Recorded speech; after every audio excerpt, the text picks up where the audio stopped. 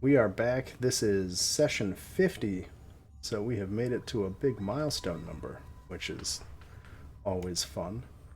Recap, since I think it's been 2 or 3 weeks, some copious amount of time. So the floor you guys are on, you're on the third level of the tomb now. Just to kind of recap what has happened here. You came down a spiral staircase to the south. Kind of shimmied past a flesh golem tomb guardian thing in the room to the south of the staircase that was holding a lever and looking at a window that looked into another room further beyond to the south. It didn't seem to really care about you guys at all. Then you shimmied up through a little crawlway into a room with a golden skull. Somebody touched the skull, and now it is floating around following you guys, giving very unhelpful advice. To the north, you guys went to a tomb that involved a weird set of rituals with frog masks.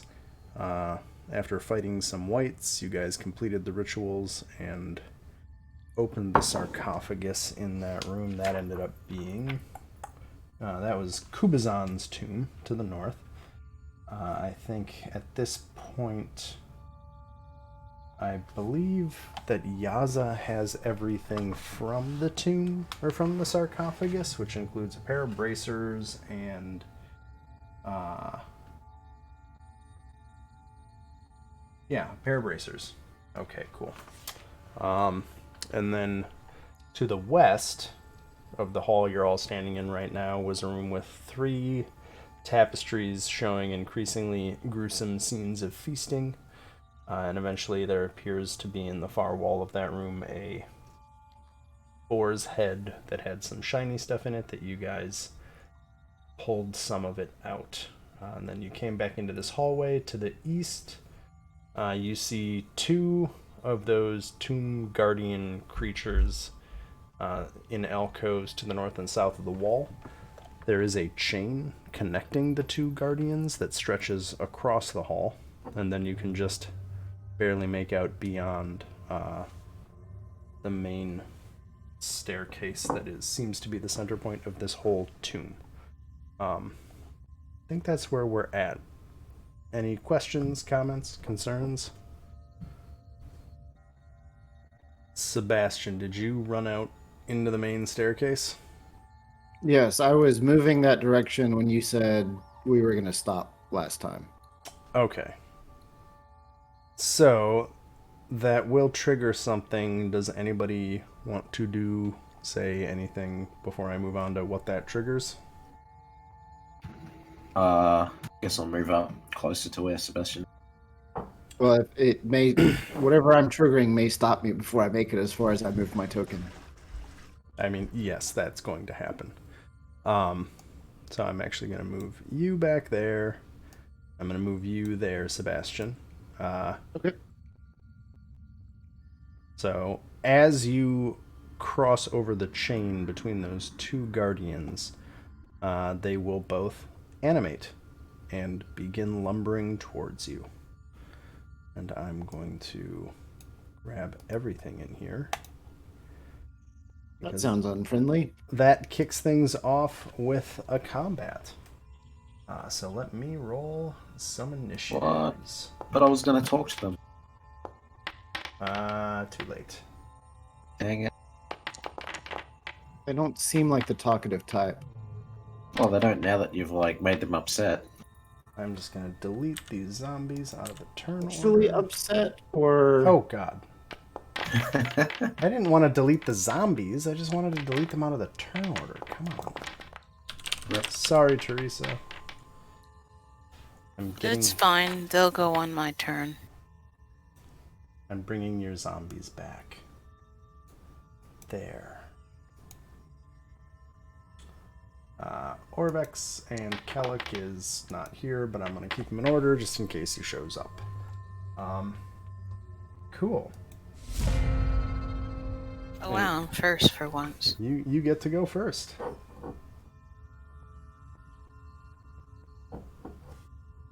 All right, let me get my sheet here. Hold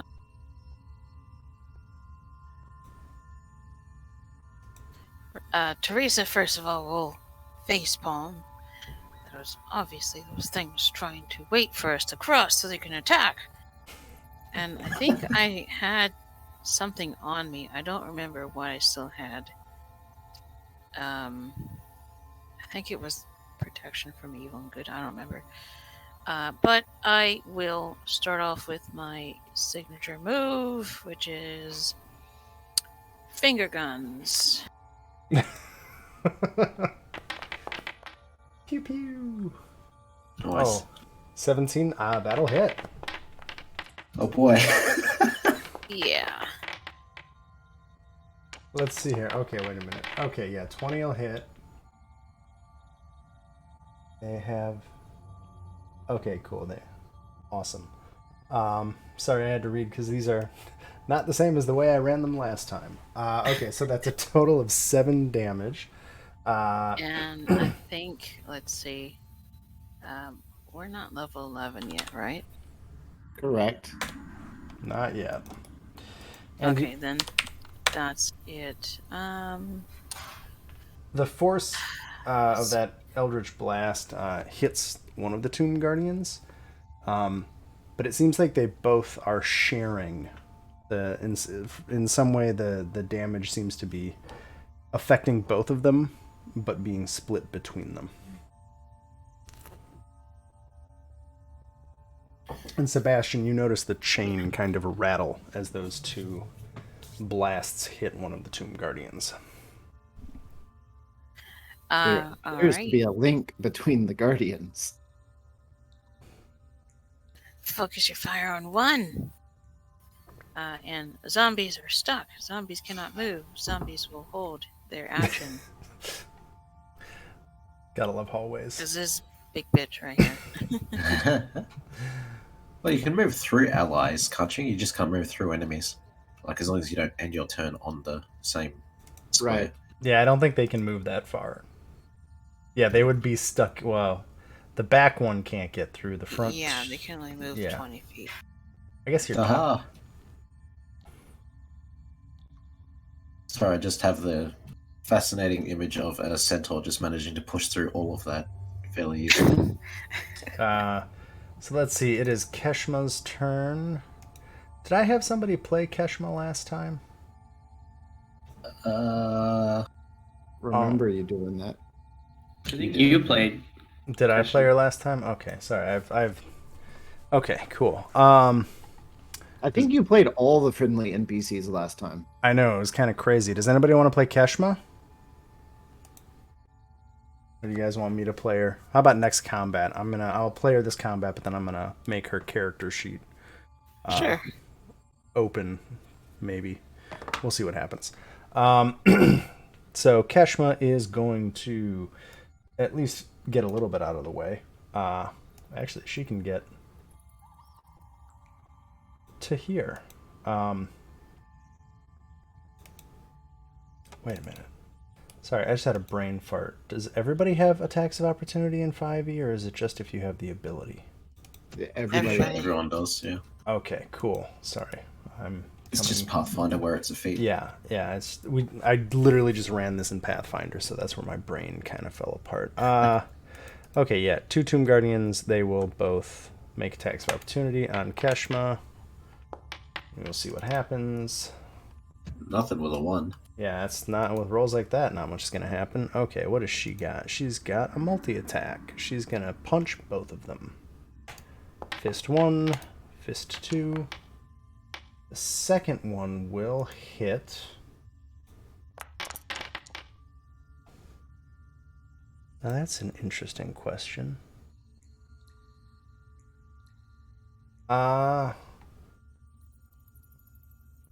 Yeah, so she wails into one of them.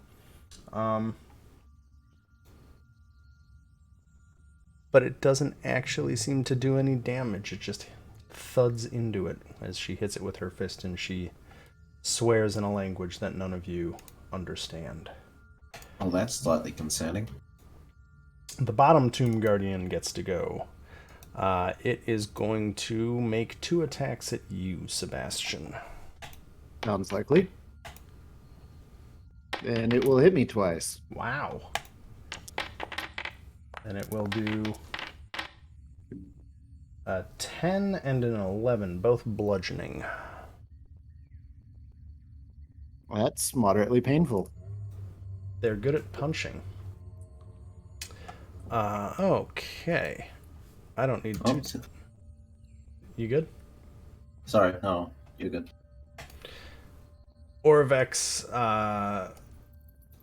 looks around him, decides to shoot his hand crossbow. He will miss with the hand crossbow and then hoof it up the hallway a little bit, shouting his usual battle cry of "You're better at this than I am." And brave Sir Robin ran away. Yeah, and he ran away. Teddy, it is your turn.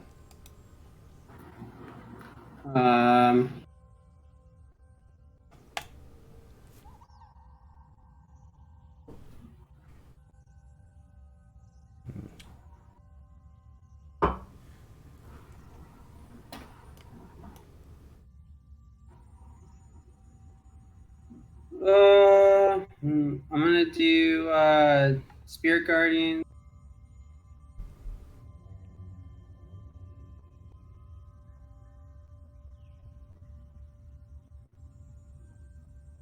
Okay. So whooshity whooshity whoosh. When an area enters the area for the first time, or on a turn or starts its turn there, it must make a wisdom saving throw. So I think everybody makes a saving throw because they are entering the area for the first time. Their turn. Huh? It's always on their turn. Yeah, on their turn. Oh, okay. Well, then I won't do anything. You have that. Somebody has a cone effect. Why is there a cone effect? Did anybody need a cone effect? I don't remember. So. I'm gonna get rid of that. Not I. Okay, cool. Okay, so that's your movement and your action. Do you bonus act?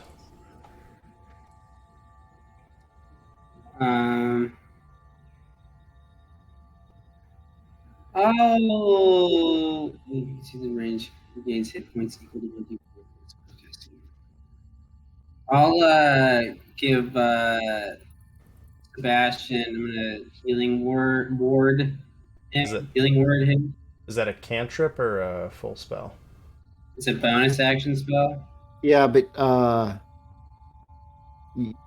It's, if you use a yeah. bonus action spell, the only other spells you can cast on that turn are cantrips. You've already cast a That's non. no, you're Yeah. right. I keep forgetting that. All right. It's a really weirdly, yeah. They should just redesign that part of the economy. Anyway, okay, cool. I guess it's my turn then. Then it I is. get why they did it, but the hokey side effect of the way they did it is you can't cast reaction spells on your turn if you cast a bonus action spell. So, like, you can't counter a counter spell if somebody's counterspelling your bonus action spell, which seems dumb. But that's the way the rules are written. Yeah, I'm gonna ignore them and say it's Iku's turn. And I think that's you, Sebastian, right? You're usually Iku. Yeah.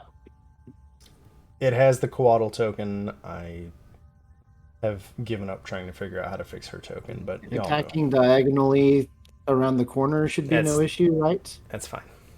Okay. So Iku's going to attack the north one. I should probably open her character sheet. Did we give her multi-attack? She does not have multi-attack.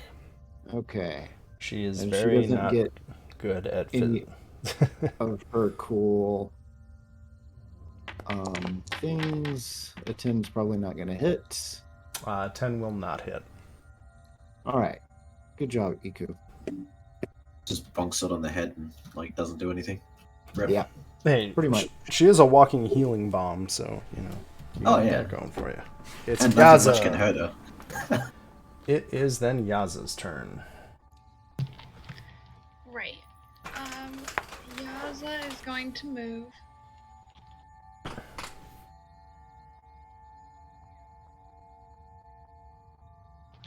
she'll go over next to the spirit guardian. Can I reach him from there, or should I get in front of, like, right next to where Sebastian is? You can reach him from where you are. I'll do that so other people can get there, and I'm gonna attack.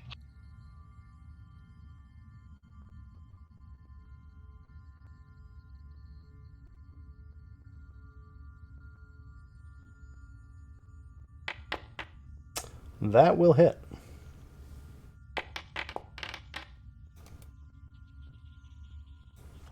Okay. I didn't mean to roll that. I accidentally clicked it. The +6, so it was just 12 originally.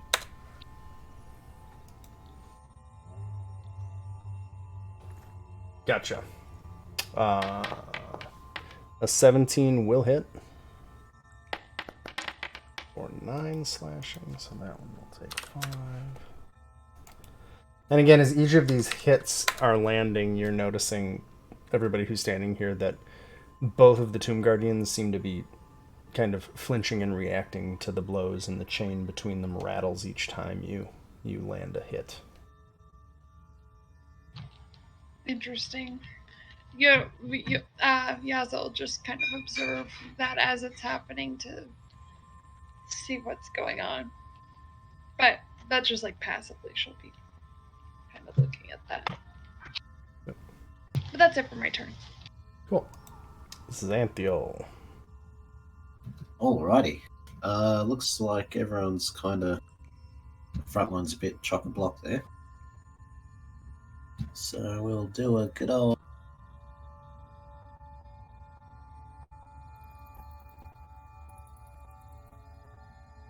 heat metal.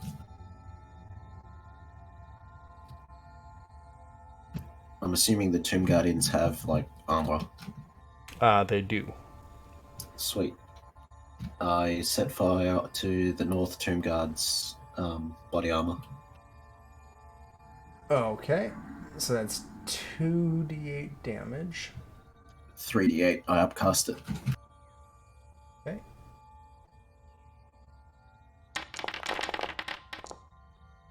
That didn't add the 1d8.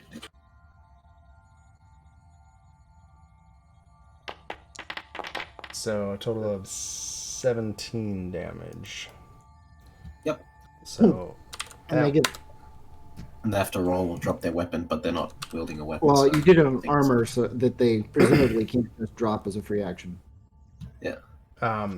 they, for what it's worth, can't. they cannot extricate themselves from their armor.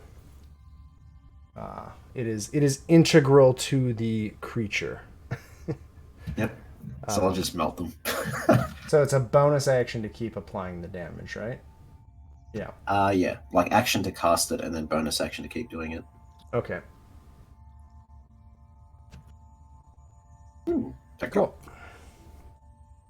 So they are both starting to heat up, and it smells really bad in this hallway now. Yep, that's why I'm staying back here. Unless you happen to like long pork, it's smelling like a very awkward barbecue. Anything else on your turn? No, I think it's pretty crowded up there, so I'll just stay here. Okay. I'm gonna skip over Kellic. It is Sebastian's turn. All right. Sorry, Kellic just blinks very awkwardly at all of you, and then walks onto the ceiling. That sounds about right. Attacking the south one. 14 will not hit. 17 is your target number. Ouch. Getting those get those low rolls in. The bonus there you attack go. definitely Oh no! for 7 bludgeoning damage. So that one will take 4, and the top one will take 3. So that's action bonus action. Do you want to move? You did move. Okay, Yeah. cool. Then we get to the Tomb Guardian, who I guess is going to have to make its saving throw or get Spirit Guardianed. Well, it's going to take damage either way. The saving throw is to take half. Ah. Well, let's try that saving throw. Did that do anything? No? Am I not rolling things now? No. Okay. We'll do it this way. Well then. Wow. Okay. Gets a 20 on a flat saving throw. So Jesus. what's your what's the It'll damage? take half of a 3d8 radiant damage. Okay. So what, 3d4? Well, you rolled the Well, that- 3d8, but yeah. So it'll take Six. 6. So that's the top one. And so it takes, this is going to get really weird. It takes 3, the other one takes 3, and then I have to make another saving throw. The bottom one, which fails, so it takes 12 total. I'm just going to use the same damage. Not the bottom one's turn, though, is it? Oh, you're right. You're right. Never mind. Haha. Oh, Sebastian. Always keeping me honest. Now it gets to go up top. Let's make sure I have the right one selected. It's going to attack Yaza because it can't really go anywhere. So, inventory, slam, and slam. Does a 25 or 16 hit you, Yaza? The 25 hits, the 16 doesn't. So it, with the first hit, impacts for a nice, smelly, stinky, burning flesh fist of 13 damage. And the second burning fist skips over you.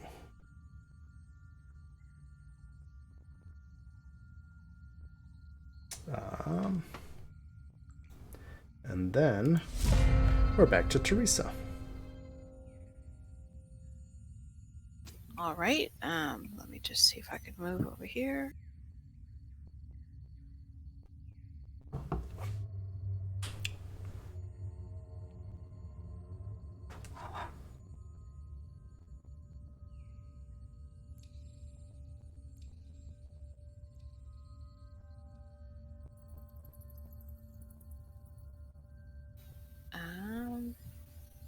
I probably shouldn't come over here, but then I'd be in his space.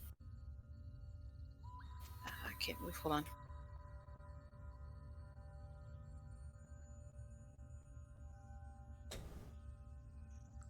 I'll come over here.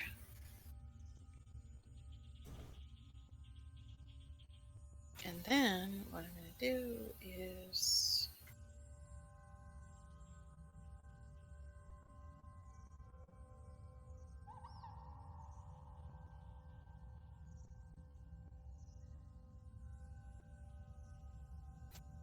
trying to think, what's a single target spell that I have? Most of my stuff is AoE. I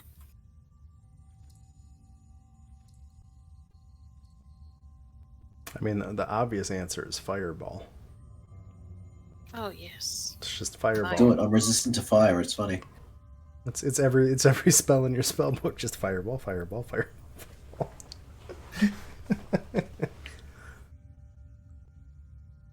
Rip. Well, I will... I don't know if this will affect him, so I'll leave it alone. I will do Vampiric Touch on this one that I'm next to. Oh, okay.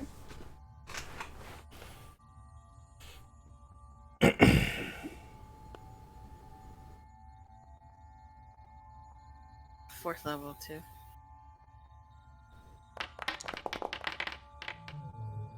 It's 23 hit. A 23 will hit.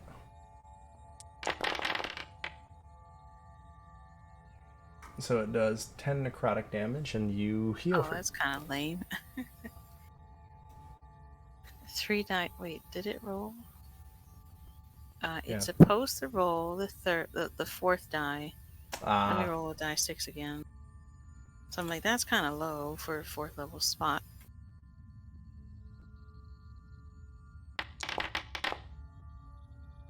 So 13. So let's see here. Take 7 off of this guy. And 6 off of this guy.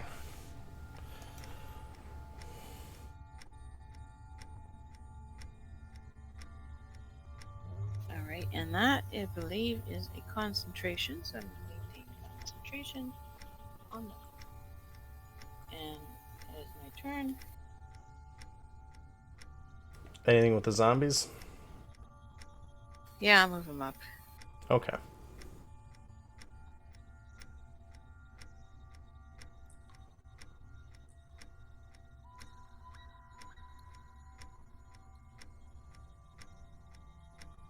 All good. I think this one can go in here. So that one will attack. I just love the sandwich of paladins and clerics and then a zombie in between. Anyway. Okay, so I think it's Keshma's turn. What did I give her? I gave her multi-attack. She is going to... Oh yeah, sorry. 21 will hit.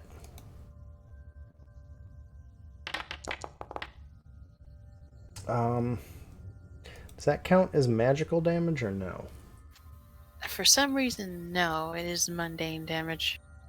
Is it supposed to be with the possessed ones, or is it just bludgeoning? Unfortunately, it doesn't say.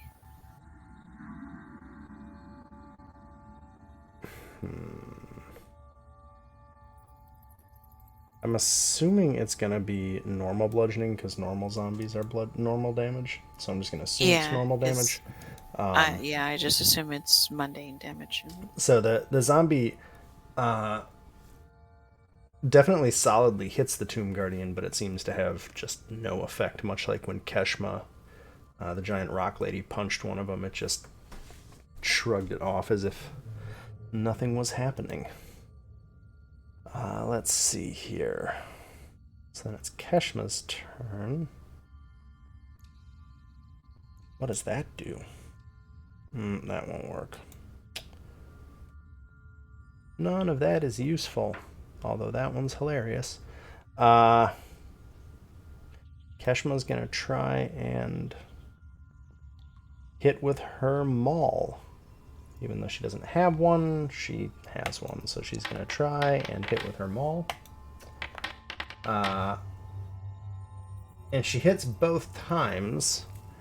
But much like her fist did no damage, the maul, not being magical, appears to have no real lasting effect on these sizzling Tomb Guardians. And we will skip to the next Tomb Guardian, which is the southern one. So now it has to make a wisdom saving throw. Also, Kellick's here now, just so you know. Hello. Alright. So this one rolls an 8. So how much damage did you get last time, Owen? 12? Yeah, it was 12. Well, you rolled again, so I'm doing 9. Damn it. It takes 5, and the one up top takes 4.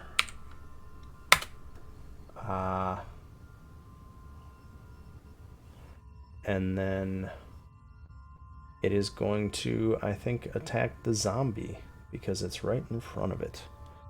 So it will slam twice. Does an 11 or a 16 hit the zombie? The 11, let me see. I don't think it will. 16, of course, but let me check the 11 here.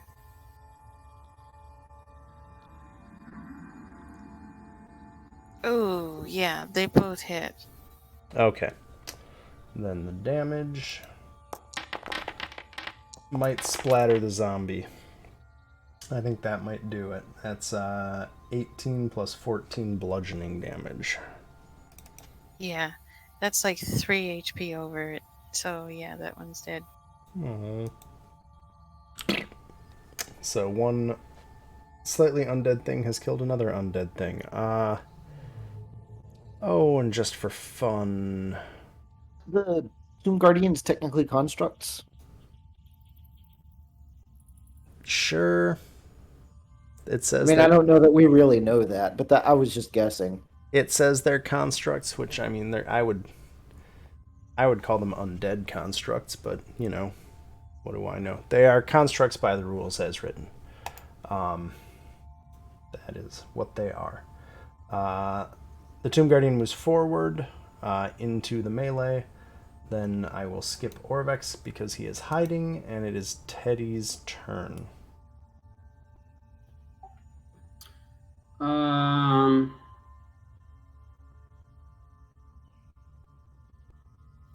right. Well, first move will be to bring out the spiritual weapon. As soon as I remember where to find it, I will get it. Got it. Where do you want it? I'll put it right where the guy. Yeah, right there. Cool. All right, and then I will just attack with that, just to do that.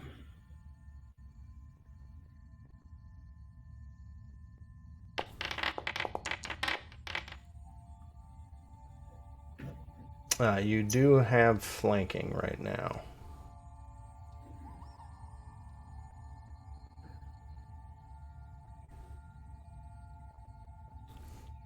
So I roll again then? I was rolling with advantage. Hey, much better. That'll hit.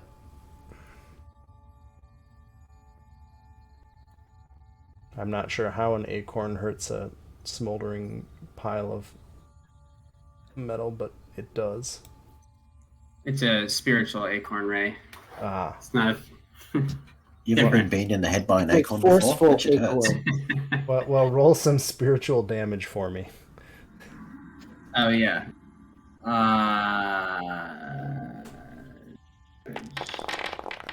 So we got 5 on the bottom one and 5 on the top one. And so that is action. Wait. That's bonus action. Yeah, it's bonus action. Do you have action or movement? Yeah. Let's see.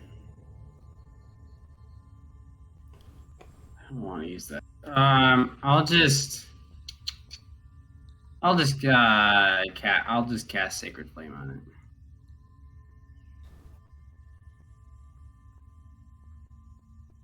Okay, so I need to make a save, a dexterity save?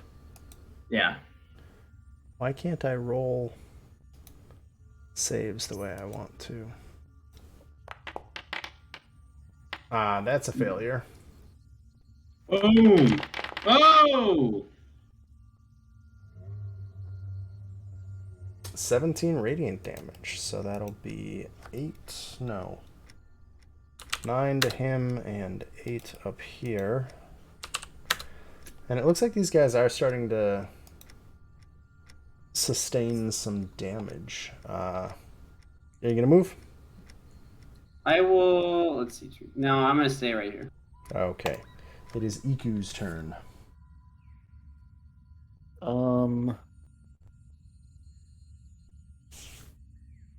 Is Iku's quarterstaff magical?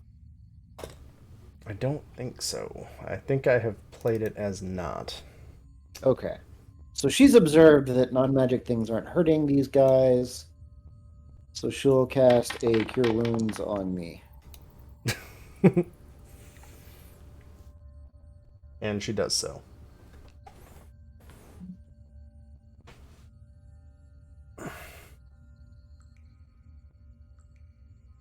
Anything else for Iku? Nope. And it did not consume one of her uses of that spell, apparently.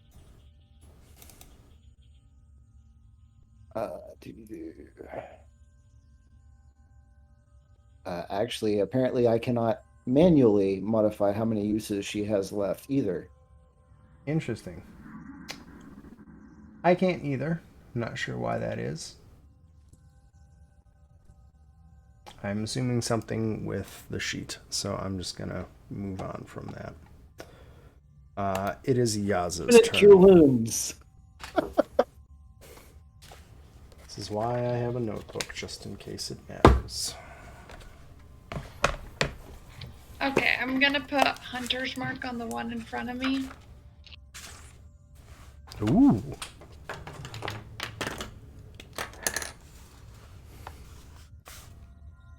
And then I'm gonna hit it with the sword.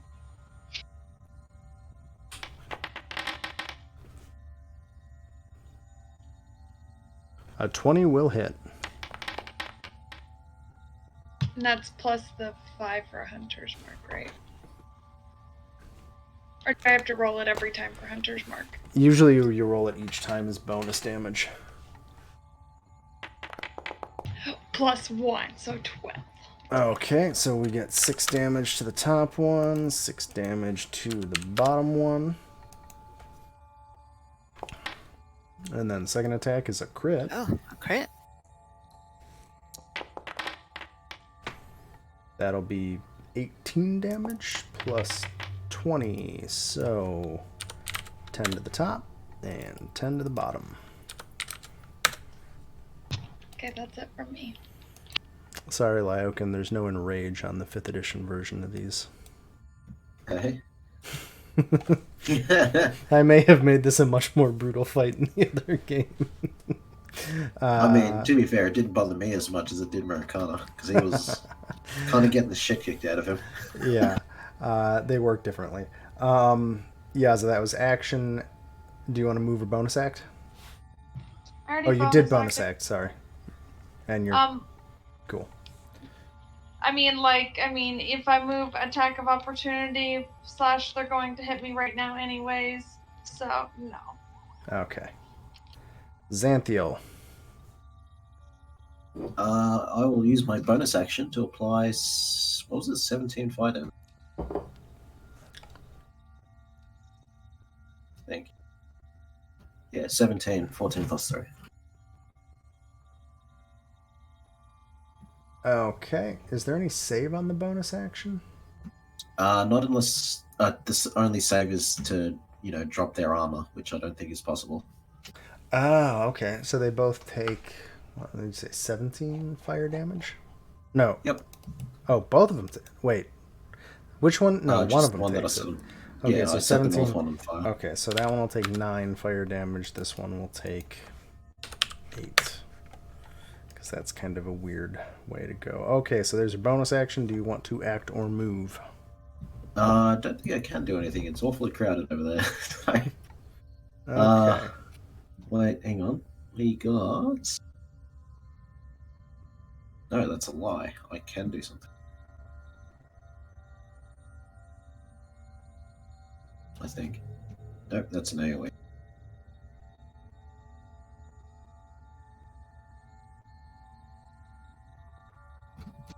You good? Nope.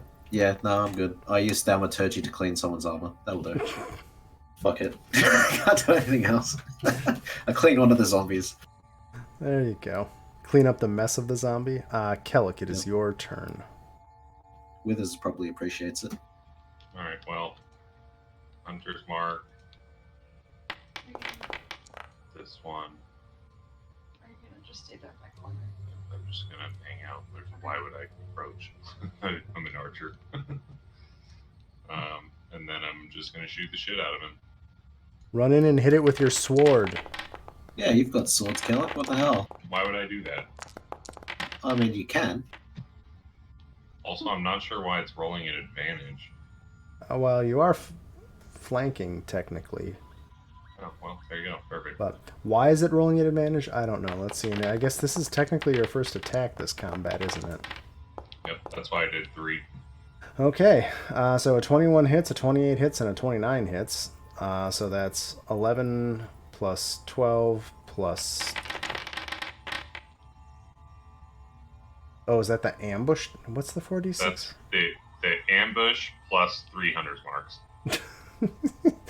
Okay, so first turn ranger. Oh my god. Okay, so 11. I gotta do some math in my head. That's 23. 31 plus 14 is 41. 45 damage? Yep. Well, that does that. So your arrow, your arrows hit, I guess, this bottom Tomb Guardian so hard that it kills both of them because they share damage. Love it. But that's enough to. They had a total of 30 hit points between them. So I choose to assume that Kellic just wasn't paying attention until everyone was like fighting them, and is like, "Oh fuck it, I'll just sort it out then." yeah. I play D&D like I play Eve. I'm here for the kill marks. And there you go. Congratulations with your stupid late arrival. You annihilated the Tomb Guardians in one shot. Oh my god. That burst damage is just a joy. So those Guardians both collapse to the ground, leaving piles of body parts and the stench of burning flesh in this wonderfully full hallway. I ask who sent them. Who do you ask? I'm interrogating In the the air, corpses. Who sent you? Who sent you and why? You hear a sizzling flesh sound in response. Dang it. I'm going to use 25 points of my lay on hands pool on myself.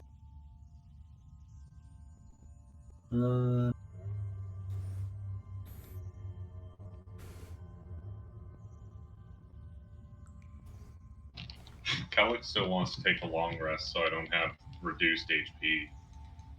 Yeah, at some Wait, point why- soon, we why really would you do have need that? to take a long rest. So I did math, and by math I mean I wrote down 1 hour per room for the entirety of the dungeon, and included the technically you guys have taken 2 long rests, but I only put 1 in because if I put 2 in, it doesn't even work. So basically, it is about mid-afternoon on your second day in the dungeon, and you've got about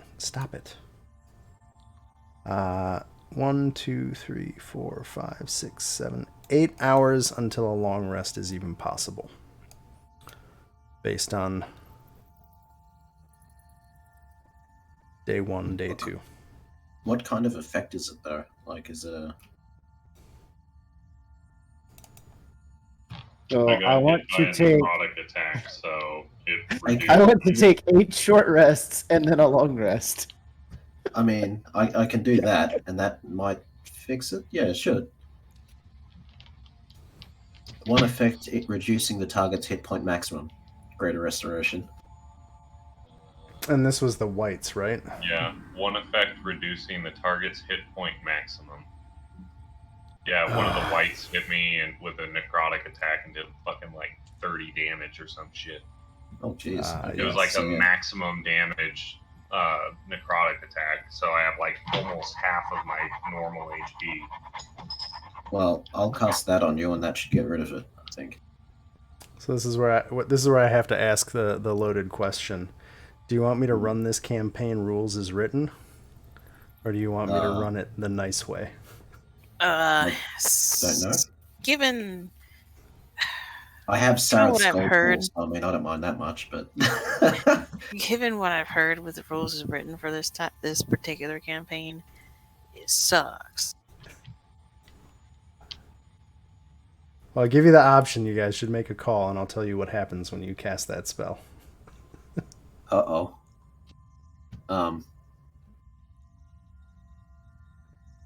I don't know. Like, I have no idea what would happen. Do you have a diamond? Do I have a diamond? I have gold. Don't have diamonds. On the other hand, I can make diamonds because I have fabricate, and I'm a forge cleric because in order to get myself that. So So yeah, you can Yeah, convert. I mean, we can try to find some coal around here. It's not like I've ever. No, this is more of like a. This is not a try to get you on having material components, because it's not like I've ever played with material components in the last 49 sessions. I was gonna say, like, if we're doing that all of a sudden, like, No, there's quite a few spells have been thrown around that need. Yeah, no. I mean, there is a very specific thing that you're trying to do right now that I can either play it rules as written or I can play it the nice way. and I just want to kind of What, restoration? It's with hit point restoration. So according to the death curse that is in effect in this game that I'd completely forgotten about, but I realized that after Kellic got hit with that, as written, nobody can ever regain temporary hit point loss Oh, jeez. in this campaign. I haven't been playing with it that way, so I don't really care. We can run it either way. Running with no ability to regain hit points is like the intended way to run it, but is also kind of designed to kill characters. Like, nobody can heal ever, or you just can't restore damage to your maximum hit point pool. The second one. Okay. Anything that reduces your maximum hit points, once they're gone, they're gone. I think the only weird loophole to that is that you get hit points when you level up, which doesn't really...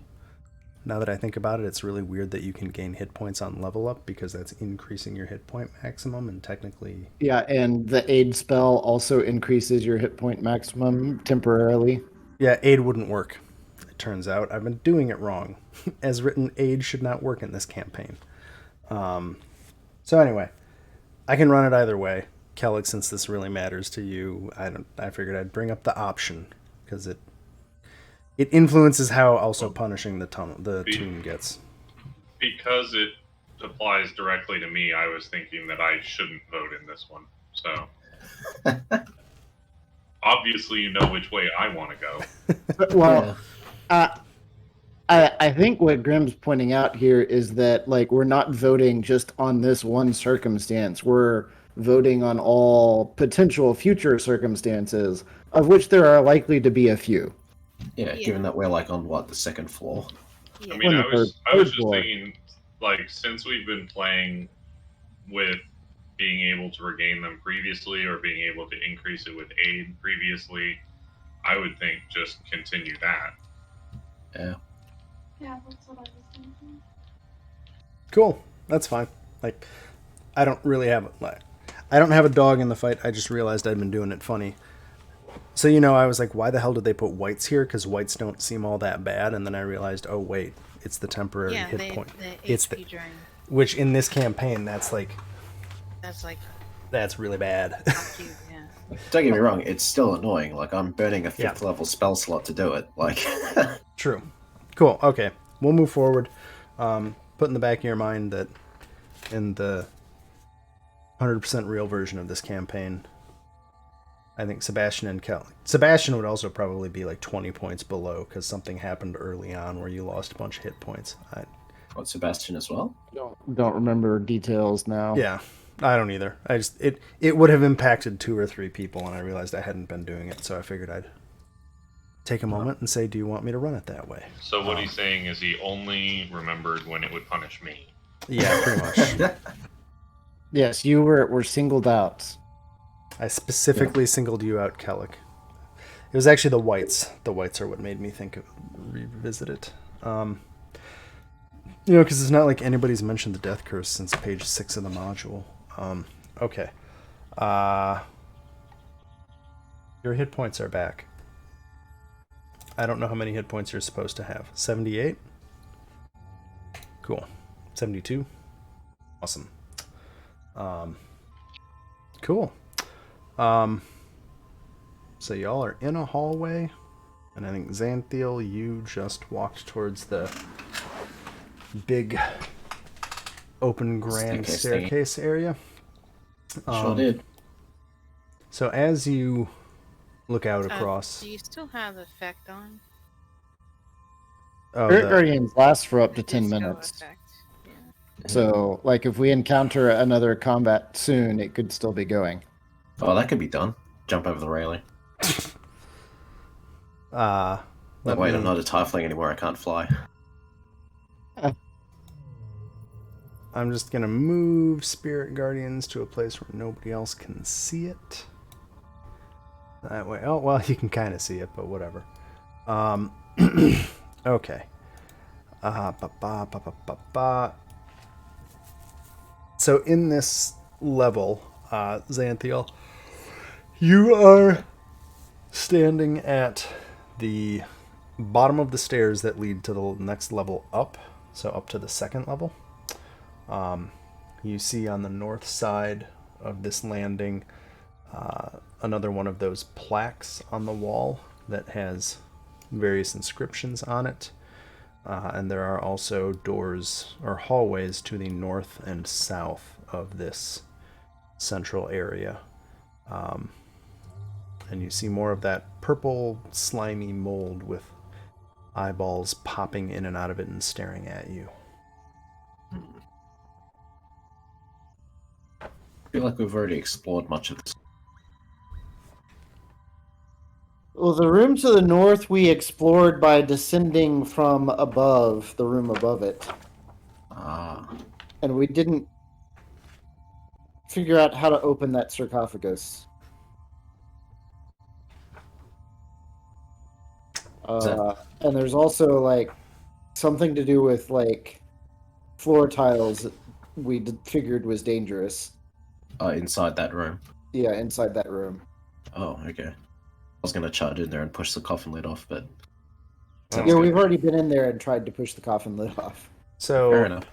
As you approach, let's see here. As you approach that hallway to the north, I don't really know.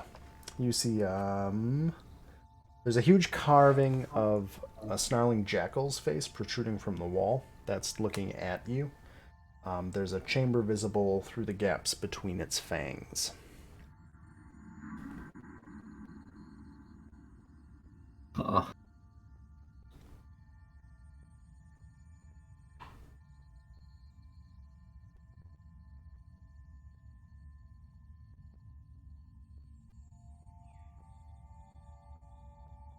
Wait, so that the door, I guess, is through that thing's mouth, right? I don't know why they're doors. It should be windows, but there's little doors, so let me just... What are you? Oh, I don't even know why it did that. I didn't click on anything. It's me. Teresa just wanted to flex. Yep. Showing off her biceps. Strange flex, but okay. Biceps. I'm just trying to get this window to actually, like... No, nothing lines up anymore? I guess walls don't attach properly anymore? I don't know. Whatever. There, no doors. Yeah, so there's a... To repeat that, there's a huge carving of a snarling jackal's head, kind of looking at all of you, and you can see that room with the boat beyond through the teeth.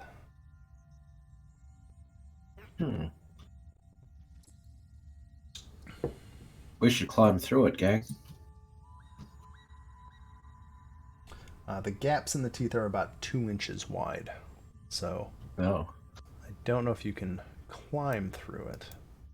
Nope. Before I You go could down the maybe, hallway, I'm gonna just use my lay on hands to get me up to full health. Okay. What if I get rid of these? Because these probably don't serve any purpose. Can I, like, push the jaws apart? Can you push them apart? No, you cannot push them apart. Or at least if you, like, reach out and grab them and try to move them, they don't budge. You do see some flickers of movement kind of to the east side of the room as you are investigating the jackal teeth.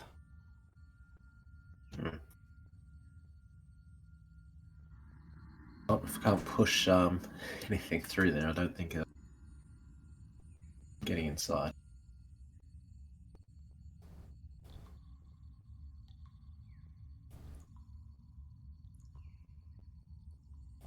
Yeah, token.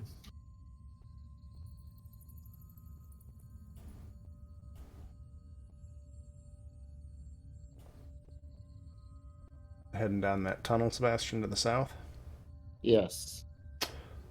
Yeah, so as you come into that space, or as you walk into that hallway, you see it stretches off quite a ways to the east. And at the very end, you see what looks like standing water on the floor to the east at the end of the tunnel. To the west, the tunnel dead ends after about 15 feet, and you can see a small crawlway in the north side of that tunnel. Or whatever. So you can see that crawlway extending north and bending off. Right. Are you carrying a torch? Yep, her weapon's permanently on fire. Oh, right.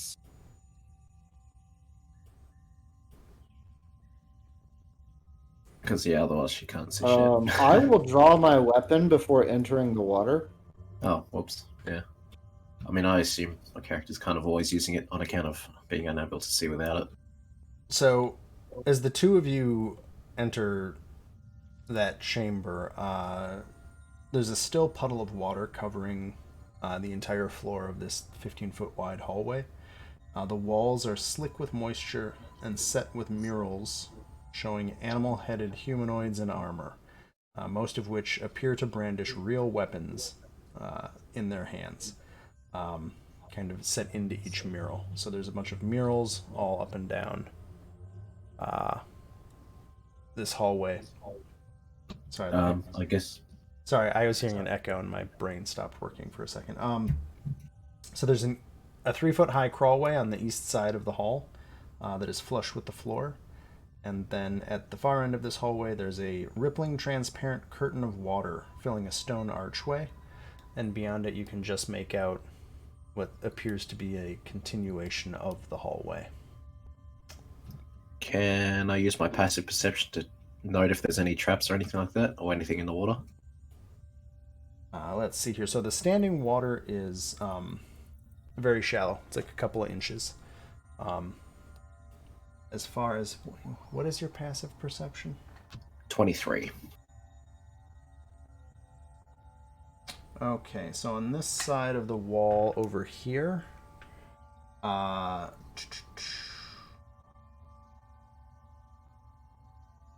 that's interesting. I just screwed up, but whatever. Something about the wall over here seems off. It doesn't seem to quite have the same level of humidity and slickness on it as the murals in the rest of this wall. For the rest of the room, so you're in the south, you're in like the southern half of this hallway, south of that sheet of water up ahead. So hopefully that makes sense. There's like a sheet of water right here that's just falling down into the pool. Yep. So you're kind of like standing on a 3-inch deep infinity pool. From south to north, on the murals of this wall, there is a stork-headed man holding a hand axe. And actually that crawlway below, the crawlway is between his legs. There's a mural of some lizard-headed females with maces. There's a mural of panther-headed males with blowguns. There's an unarmed hawk-headed female, which is standing in the part of the wall that you're standing next to, so it's the part of the wall that looks kind of weird. There's a goat-headed male with a mural with a sickle, and there are some frog-headed females with tridents. And so all of these weapons are actually like set into the murals, but they are real weapons. So interesting. Storks, push on the wall. Your hand goes through the wall. There is an alcove there. Oh. Which I'm going to... there's an illusory wall there, but there's an alcove in there. It looks like solid tile to me. Does it? Hold on. Oh, maybe the way. I think I know why. Maybe? Tokens? Token layer? Token layer. Oh, no!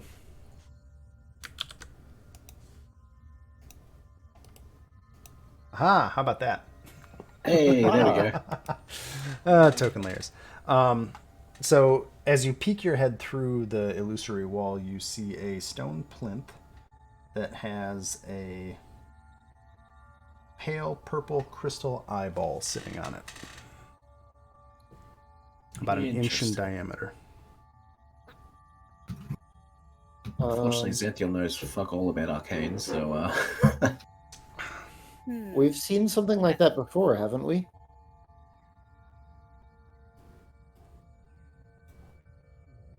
As Kellic walks in, he'll see it and be like, oh, it's probably one of the eyeballs we were told to collect if we wanted to meet whatever that voice was.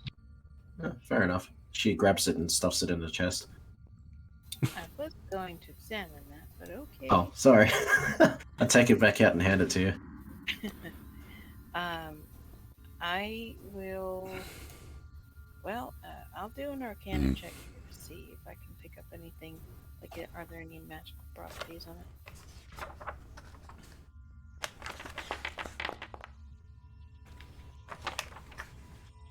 I am. If not, then I'll ritual cast identify or anything like that.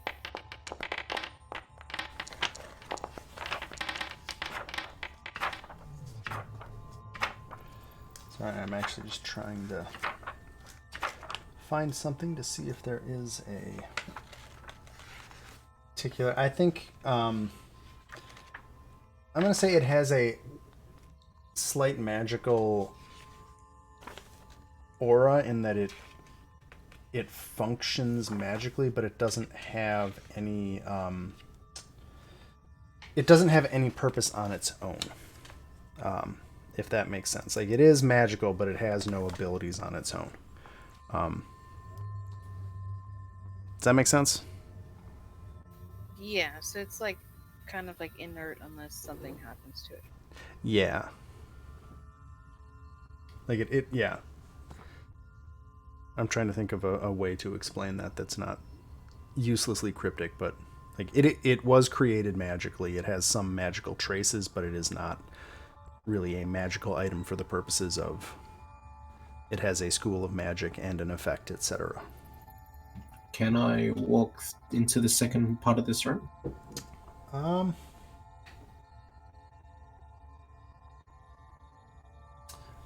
Do you want to walk through the hallway? Did I notice any traps?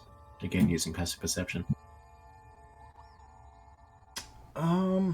No, there do not appear to be any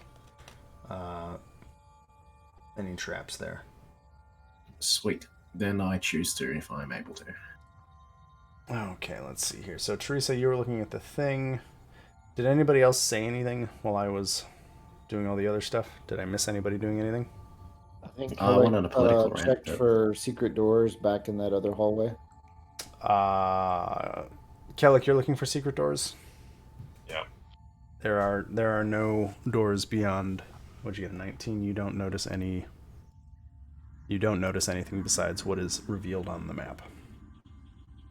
Okay, well, I'm gonna go wandering back here. Okay, so let's see here. When you walk through that wall, or that curtain of water, so I'm switching back to the other room. Kellic, 1 second. I'll come back to what you're doing in a minute. I need everybody in that blue hallway to make a strength saving throw as shit. a wave of water slams down as you try to pass through the... So I should be like here then. Yeah. That's not me then, right? Nope, No, you're that was good. me. It's people in that blue hallway, basically. So Teddy saves. Oof. Sebastian does not save. Xanthiel doesn't save. That's surprising. I rolled poorly. Xanthiel should get an additional +4 from my aura. Oh, should I? Oh, cool. Oh, so would Teddy, wouldn't he? No, Yes. everybody would. So you get a... Is yours correct, Sebastian? No, mine is 4 too high. Okay, so... Everybody except Sebastian actually saved, then. Because everybody except Sebastian should have a +4 in there. Right. Teresa is she- out of range. She's too far away? Okay. Yeah. So Sebastian and Teresa, you each get swept away by the water and slammed into the back wall. And that does 15 bludgeoning damage. And you kind of Wait, get... so 18 didn't save because of the aura? What? Because of the aura, I think Sebastian said. Teresa wasn't in range. Oh. I don't think I'm in range, yeah. So the rest Was I of in you range? were Oh. in range, right? Oh, okay. Because Sebastian Yeah. was right behind you, so up top all of you were in range. The rest of you, whomp, got pushed back. And you're both prone. The people who succeeded, so the two of you, Teddy and Xanthiel, you both take 7 bludgeoning damage and are knocked prone but don't get swept back into the wall. And Yaza, you get wet. How rude. Yeah, And- she's just. I still have my little thing on my shoulder, right? Oh, the Chingua? It's Yeah. hanging out. So then I'll just make sure that the Chingwa's okay. The Chingua is just kind of observing everything. The water seems to dissipate of its own accord, and the room kind of returns to the inch or so of standing water and the curtain gushing down to the north. Kellic, you're in the corner. You're over there. You're right on top of the token, aren't you? Yep, you are. Okay, cool. You see Kellic in this crawlway that you're kind of... I'm also like ultra sneaky, by the way, in case that makes any difference. Okay. Because I have my elven cloak, so. So you get to that point in the hallway where you are, and you see in a sheet of iron that covers the entire crawlway, there's the face of a snarling minotaur.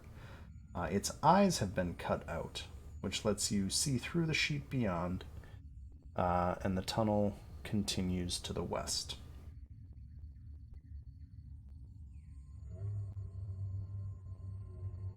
Are the eyes any particular shape, or like do they look like they might be socketed?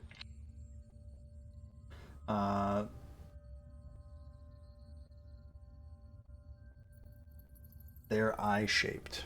There's nothing particularly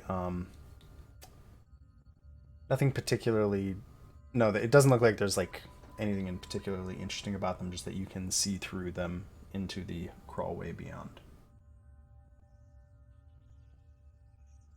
Okay. Alright, well, I'll just go and join the party, I guess, then.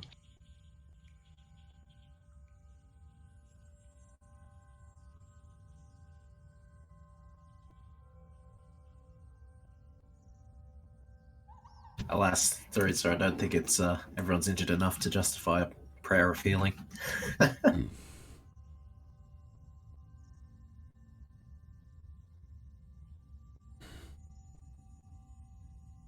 And Sebastian is squeezing through the crawlway underneath the southern mural.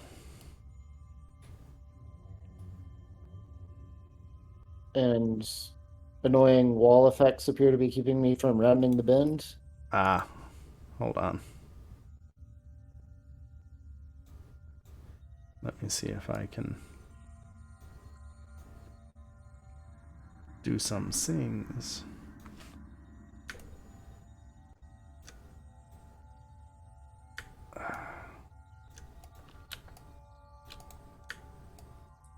I'm having a hard time moving wall segments. But I'm trying to. Okay. Let's see if this is sufficient.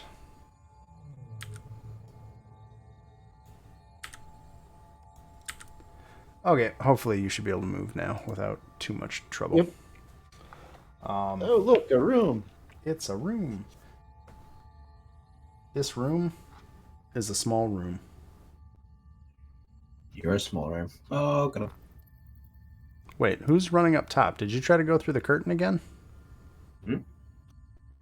You You tried to go through the curtain of water again. Well, I thought you said it was gone. No, Like, it's still after there. we- No, it's the water dissipated, but the curtain is still there. Oh, So, do you want to walk through it again? no. Okay. If it's still there, like, I thought it was gone, so I was like, oh, okay. We'll just go there. Yeah, no. no. Basically, like the room flooded with water that washed two of us away, and then like the waters receded back to what it was original state. Uh-huh. That And makes so, sense. so the walls of that room again are covered in murals. There's quite a few of them. Yeah, that is what is in the southern half of that room. Where did I get to? Oh. Very non-linear. Sorry. Oh well, that's interesting. So you're coming out the back of that. Let's see what's happening there. Like I could not occupy space here, but I could move past it. So I tried to make fancy curved walls because it looks really nice. It turns out making fancy curved walls is just a pain in everybody's ass. So that's what that is. They do look really nice. I mean, I think they look nice, but it turns out from a gameplay perspective, they're maybe not the greatest thing in the world. So I'm trying to fix these walls. Okay, there we go. Everybody should be able to move around now.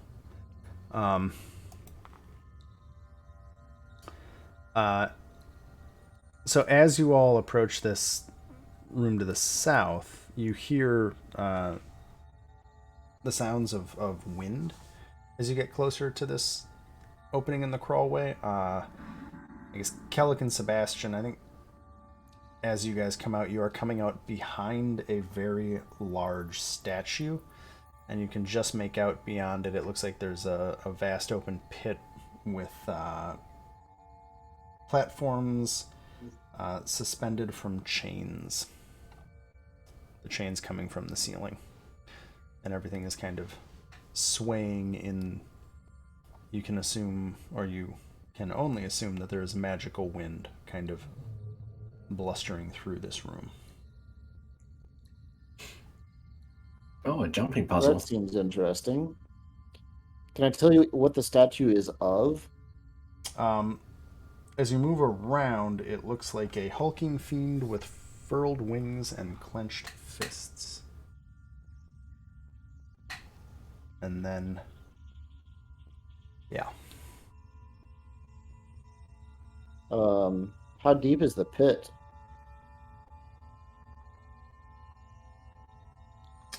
Let's see here. It looks like you have dark vision.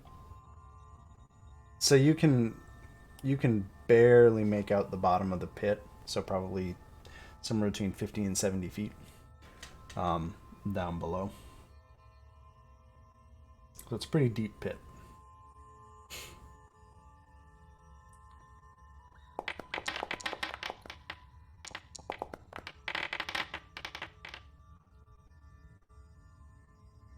Are you percepting anything in particular? Secret doors? Is that what that is? Obviously doors. You do not see any secret doors, or I guess they wouldn't be secret. You don't notice any doors. There is a stairwell on the far east side of the room, or the far west side. There's another balcony on the other end of the room that does have a lever on it. Yeah, and then there's a stairwell heading out, and a small tunnel up here that appears to be another crawlway. And Kellic just flies across the place, because why not? Right. Bye, Kelly. The stairs go up? Those stairs go up slightly. I'm gonna go into the little passageway. It is a passageway. Filled with that purple mold. Although I think you have the dark vision camera enabled. Or I gave you dark vision, so it just looks like black and white to you. And then there's a little tunnel heading to the north up there.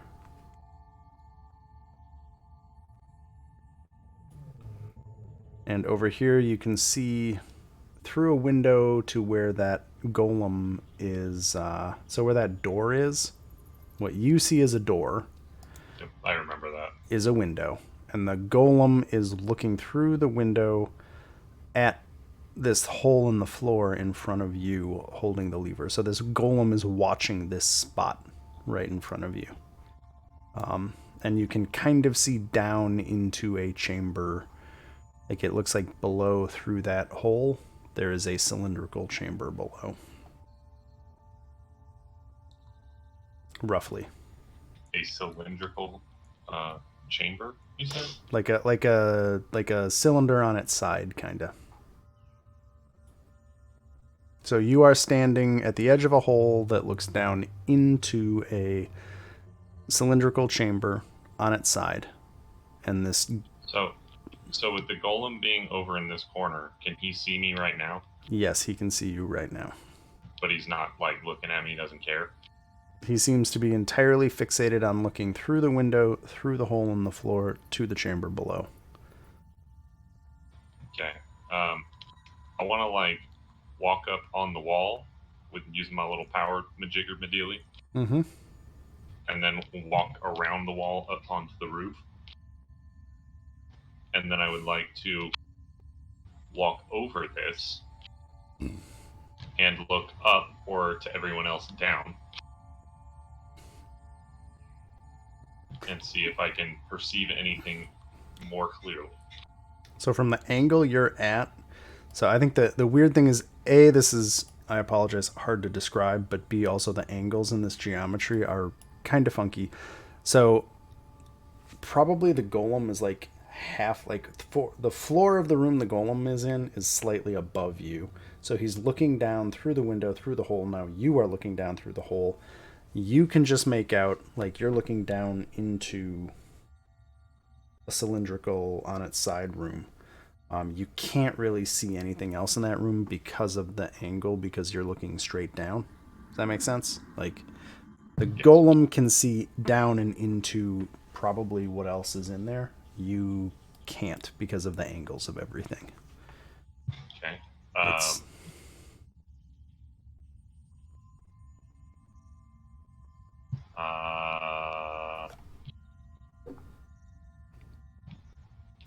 Let's see. Give me a second.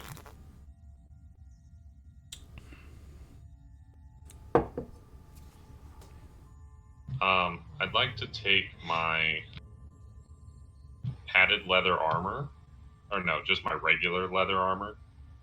JK. No, wait, which one's better? Is it padded's better, right? I think padded is better than normal. I think padded armor is more like quilted cloth.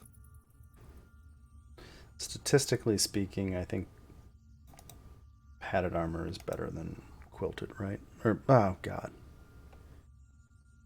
I think the leather armor is better.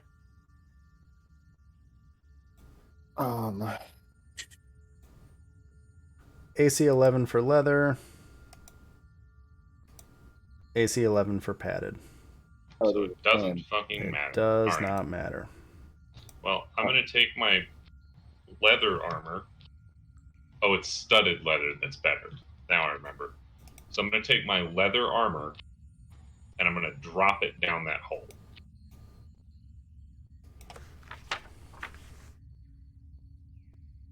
And see if that golem reacts.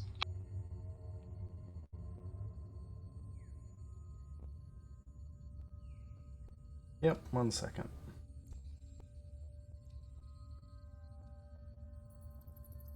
I figured it looks enough like a person.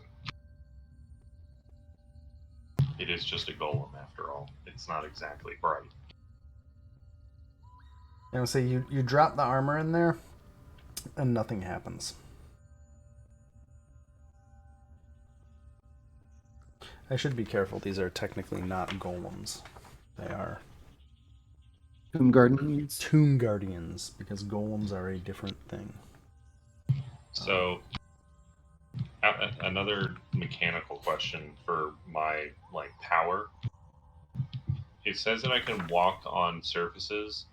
If I was to try and crawl down a wall to attempt to stay out of his vision, say I'm crawling down this wall so that he can't see me from that angle, so that I could get a better view into that hole, could I do that? So basically, in a scenario where the sightlines could be obstructed, that might work. But in this scenario, despite the fact that we're kind of abstracting, maybe it's better to say the Guardian is actually kind of right there. I think I moved him over earlier just because of everybody piling into the room. There's basically no way to get out of its sightline and go down into that hole. If you go down into that hole, it will see you do it. Okay. Unless you can turn invisible. If you can turn invisible, you might be able to. I don't know. Where's Yaz at when I need her? Padded armor gives disadvantage on stealth checks.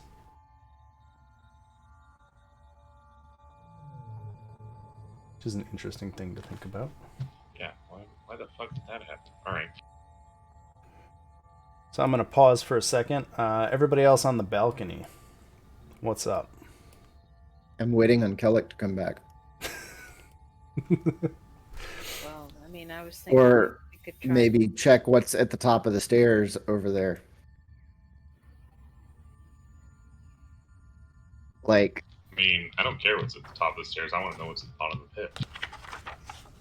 I was thinking But maybe fine, we I'll could walk try and back see over if here. we can cross. So I mean, I don't like my odds of making that many standing long jumps. Yeah, me neither for some reason. I mean, I don't. I heard blame you're you, really of good at course. jumping, though. Yeah, I'm incredibly good at it. I have a dex modifier of -1. So it'll go great, promise. Jumping is probably athletics. it's usually strength athletics. Oh, is it? Acrobatics, rather. So yeah, the circular platforms, they're 10 feet in diameter. They're between 6 and 12 feet apart. So the longest ones are 12 feet, the closest to 6.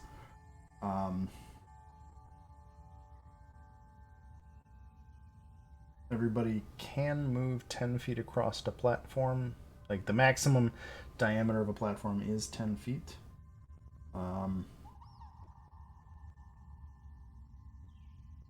Oh, I guess they don't have chains. They're just hovering in the air. Never mind. There are no visible supports for these. I assumed they had chains on them, but I think that is a different module that has a similar thing.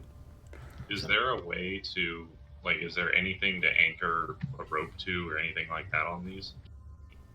Is there any kind of, hooks or, So the platforms themselves are just big wood platforms. So I guess they're made out of wood planks.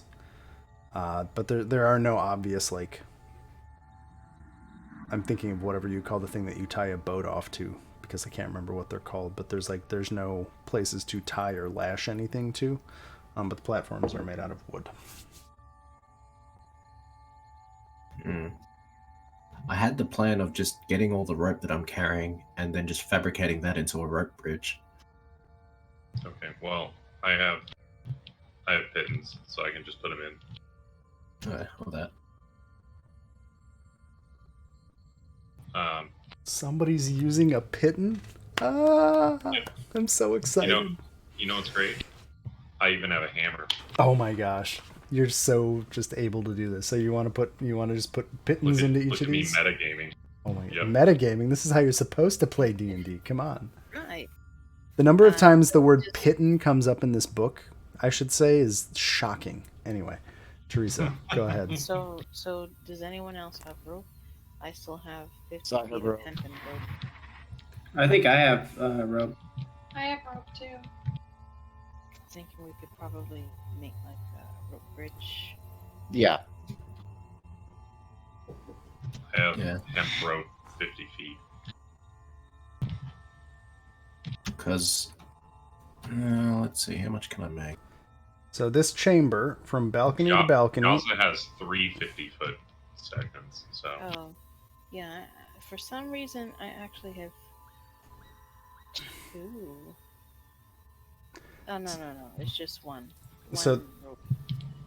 Oh, I don't know why. I have a shitload of torches still, and 150 feet of rope. Thank you.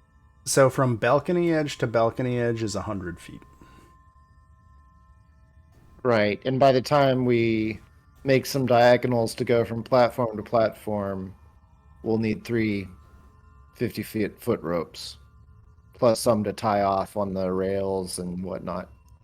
Or I have a plan. I could use creation to create a 5 by 5 foot cube of hemp rope and then turn that into a bridge. I'm just trying to figure out how much a 5x5 cube of hemp rope A fuckload. It would be I dare a say. lot of rope. of rope. It'd be a lot of damn rope. Yeah, so I'm reasonably certain I could create a bridge that would reach the entire length of the room. Sure. So what is It would take fabric? 2 spells. What? Fabricate to a creation to make the rope itself, and then it would last for a day, and then I can fabricate the bridge out of it because it can only work out of raw materials, so our rope wouldn't work. That's why I had to do it. So it'd be that, and then that. Or I could just make it out of wood. Same difference, I guess. But a 5 foot cube of wood probably wouldn't get us that far. Oh wow, it comes from the Shadowfell? That makes it so much Yes. creepier. It's a good spell, but unfortunately, it's just situational. Like, Yeah, but I fabricated mean, is still really Great good. for puzzle solving, though. Yeah. So should I do 1 or 2 pittance for each platform? 2. Okay, well then I need 2 more. I have a I can- climber's kit, which by description has pitons in it. Cool. I mean, I'm about to create as much rope as we'll ever need, so I can take some extra from that before I turn it into a bridge. We don't need rope, you asshole. We need pittance. Fine. Do you want to make a 5x5 cube of Pitons? I could also do that. I can make whatever the hell you want. But I was just gonna say, like, I could just make a fucking rope bridge across the entire thing, and that'd work, wouldn't it? But theoretically, Only if it collapses down into that 5x5 cube. well, yeah, that's the other part. Actually, be right back. So, I mean, it depends if you're going for, like, you know, one of the really nice rope bridges or more like the Indiana Jones, it's about to fall apart rope bridge. I may. We got a fat ass horse that's trying to go across, so it probably needs to be a real rope bridge. Sad thing is, I did recently watch a video about rope bridges and all the different styles. Because of course There I are did that. quite a few. Yeah, I know, it's shocking. You were such a bizarre person. Yeah, you know. I spend 2 nights a week running imaginary dungeons for people. Why wouldn't I watch videos about rope bridges? I mean, rope Oh, bridges I got a seem video for rope no bridge for more you. or less fascinating to me than bookbinding. I may or may not have spent much of today painting miniatures too, so I'm just full of nerds of while watching Formula One races. I was watching races while painting miniatures, so there you go. I don't know pitons. I've got wooden stakes. Oh, that's annoying. That'd be good if the platforms were made out of vampires. Yeah, that'd. Wait, no, that'd be horrible. That's a lot of vampires. I know, right? Oh, jeez. Papazotl, or no, not Papazotl. What was the guy's name? Oh man. Oh, Wait, what am I doing? Fuck, man. I've got an even better spell for this. Tlocas Popo Locas. That was the guy the vampire you fought. We're just gonna do that. You're gonna animate one of the platforms? Yeah, fuck that. Wait, so what are you doing with these? You're animating I'm going them. to animate one of the. Actually, I can animate all of them. I'm pretty sure, depending on how big they are classified. Why do we not just use rope and pitons? Well, we can. Like, I'll toss you all of my Instead rope. of I don't using have any a pit. 5th level spell slot. Fair enough. Oh, he was gonna use a 4th level and a 5th level spell slot. I was gonna say, Yeah, I was- honestly, I was, like, animate trying to work it objects out, was but- going in a good direction from spell economy, but Kellic may also Yeah. have a point. I'm just, Yeah, no, I'm you just have a a point. I'll passive. give you what I have, but I don't have fuck all, so that's all. Well, like I said, I have a climber's kit, which, according to the description, has Pitons in it. So Oh, does it? Hang on, I might have a Yes. climbing kit. I do not. Shit.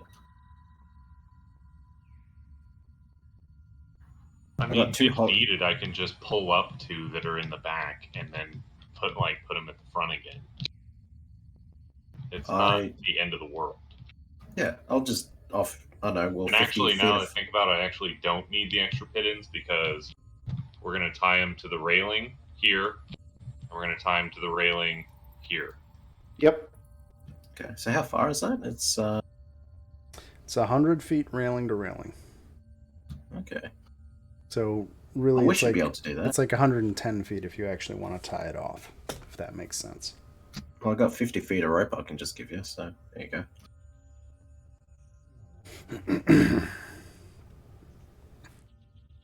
Okay, well, I'm going to take the collective rope and pitons, put 2 pitons on each platform, string all the rope as a very makeshift bridge. Yep. And then I shall link it all together and tie it on both ends.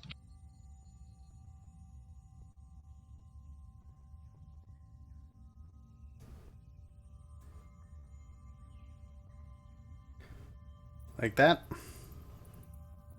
You got it. Hey, I can art draw. You Looks do beautiful. so. And for some reason your rope is red. I don't really understand why. It is what it is. The red rope of fate. Oh, And then I'll fly my ass over here. Cool. okay.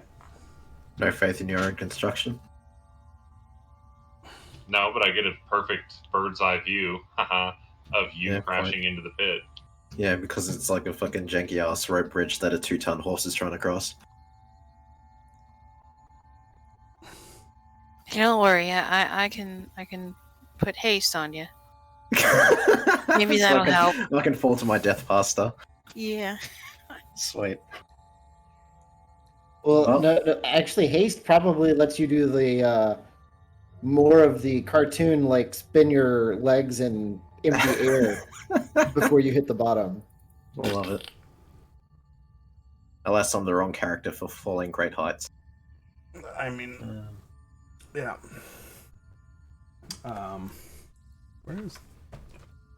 Where's my phone? Actually, before I cross it, is it like... Damn it. What the... I'm just gonna Oh, say wait, that you already it's crossed. it's Yeah, fair awkward and weird, but you can cross it because Okay. I don't feel like trying to jive how 5e handles centaurs. Just like Yeah, plus this is my, incredibly They undignified. don't.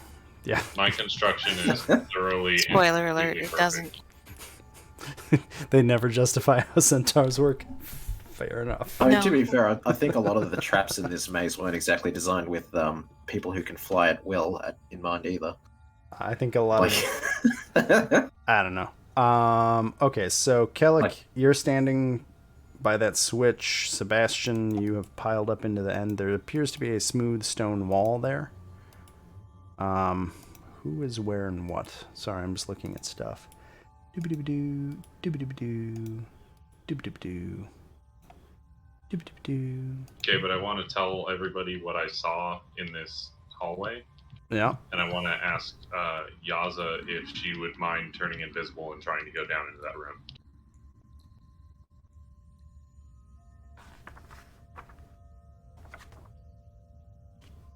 The room all the way up here. All right. Well, what is it that you saw or you want me to look for? Well, it was a cylindrical room that the golem is intently watching, or I don't know what it is. The creature is intently watching and is appearing to make it look like he's potentially trying to prevent people from being in there, but I was figuring since you can be invisible, maybe you would have a better chance. Sure, I can try. So I kind of screwed some things up there, but Xanthio, when you get over, you notice there is a secret door at the top of the stairs. Huzzah! Because of your passive perception that beats anything in 5th edition. I mean, straight up, it does. Really? Jesus. Okay. 20 is the highest. Like, it doesn't... I don't know. There may be something that has a perception challenge or DC higher than 20, but the secret doors in this dungeon are a 23, or a 20. So, sorry to interrupt, but that happened. Kind of taking the wind out of my sails here with my whole, power for finding secret doors, you dickhead. Well, you keep rolling below his passive perception. Like, here's the problem. His passive perception is 23. Grim. Yeah? I'm not saying you're taking the wind out of my sails. I'm saying the big fat centaur is. Ah. Are you perhaps saying that the way 5th edition built passive perception versus Dungeon Delver is maybe a bit weird? Yeah, maybe Observant is an maybe a extremely bit overpowered feat. Because Observant makes Dungeon Delver half pointless. Anyway. Regardless. Sorry. Carry on. Okay, yeah, so I'll go invisible, but let's see. To get over to that door, I still need a step, like, You in can the step room. away for a few minutes. I'll be back. Okay. Yeah, no worries. Just jump. Yeah, I can try and just jump over there. Sorry, there was a secret door here, right? You said? Yeah. I accidentally opened it, so, that's why. I don't know if you guys can see what's beyond, but to me it looks like you can see it as I not cannot. fogged. Oh, good. Well, Fog of War is working, I guess. Can you guys see anything besides the room you're in? Not really. Like, I can see this pit and But you this little can't hallway. see the rest of the map grayed out? Yeah, we can. no. I can see the rest of the map grayed out. Whoa, Kellic can see. Okay, yeah, cool. Yeah. Because if there is a secret door here, I might peek inside it or something. Well, there's a door there. At this point, it's no longer a secret. Oh, but it's not open. Gotcha. Yes, the door is closed, but let me... Oh, that does make more sense, yeah. God damn it. I'm having life issues. For you, Yeah. there are no secret doors. It's just Door. a door. There's a door icon. Oh, wait. There are so- doors that other people may or may not see. Yeah. To be fair, if we run into an anti-magic thing or something that stops my mace from glowing, then I'm as blind as a human in this one. Wow, racist. I know, right? Technically, I can't see anything here. So this little firelight in the corner and Xanthil's mace is the only thing that lets me see. Unless I recast Dark Vision. Yeah. Well, you got cantrips too, though. Like that one. You want to place that? I don't have the light cantrip. Ah, rip. All right, she's you picked up. She's a that damaging ones. necromancer. She was born in the darkness. Come on. Yeah, fair. Okay. I was born in the dark. I will be back in a minute. Yep. So, Lockton, What's up? since you don't play EVE anymore, you want to buy me an Alliance tournament shit? I'll have a look. No pressure.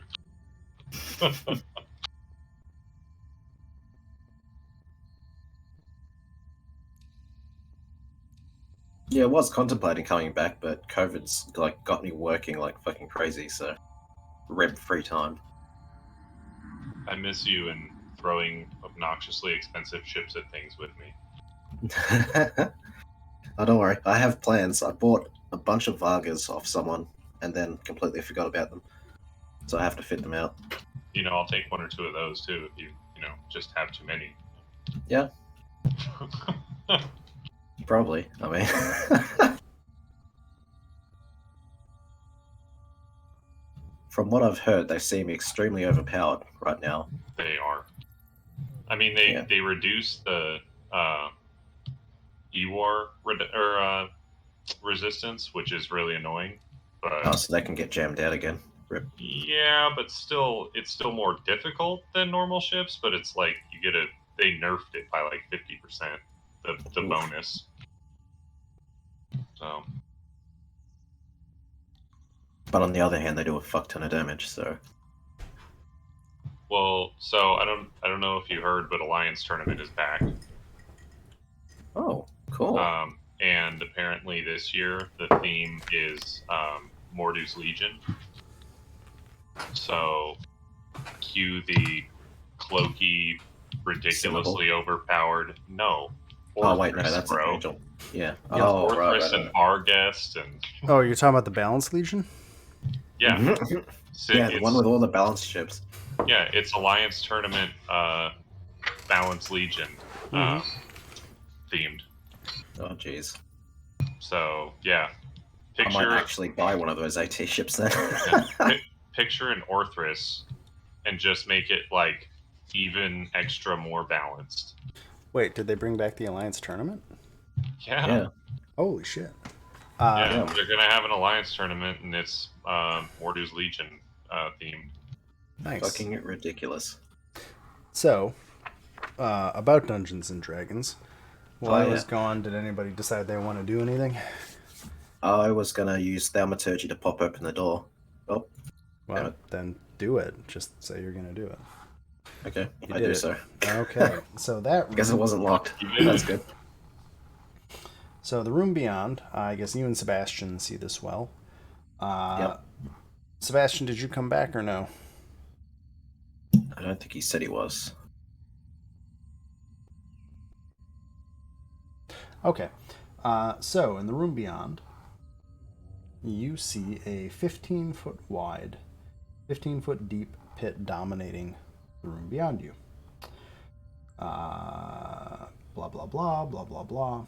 There are 2 9-foot stone statues standing atop plinths on either side of the pit. A third plinth against the south wall stands empty. One of the statues depicts a hooded and bearded male figure with his left hand held high, index finger pointed up. The other portrays an armored male knight with his gauntleted right hand extended, its palm facing inward toward the knight. Toward the knight. Knight is the correct word here. There is also a door to the north and a pathway to the west. Hey Grim, before they opened the door, I asked if I was able to jump to go over into that area where Kellic had gone and asked Oh, me you to want go. you want to try and make a jump over there? Yeah, I mean, I wanted to turn invisible and jump over there. Sure. So make a strength athletics check to make the jump.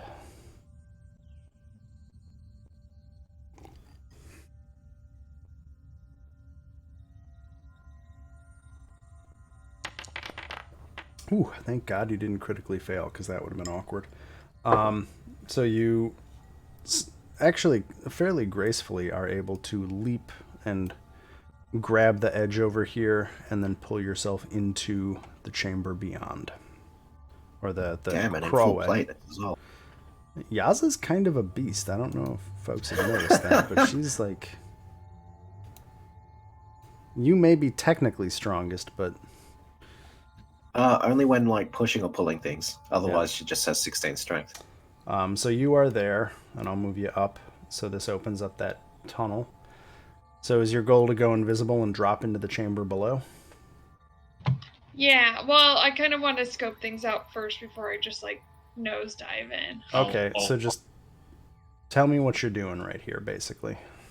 I've put you at the end of this hallway. I was already invisible before, like, I jumped. Sorry, none of you saw what just happened. You just heard a thunk, thunk, and then there was no sudden scream or splat sound, so you can only assume that Yaza succeeded. Okay. Hey, our paladin's not dead. So you're invisible, and you're in that tunnel. Yeah, I'm gonna go forward. I'm just gonna kind of see what's going on around me, though, too, so I'll put perception.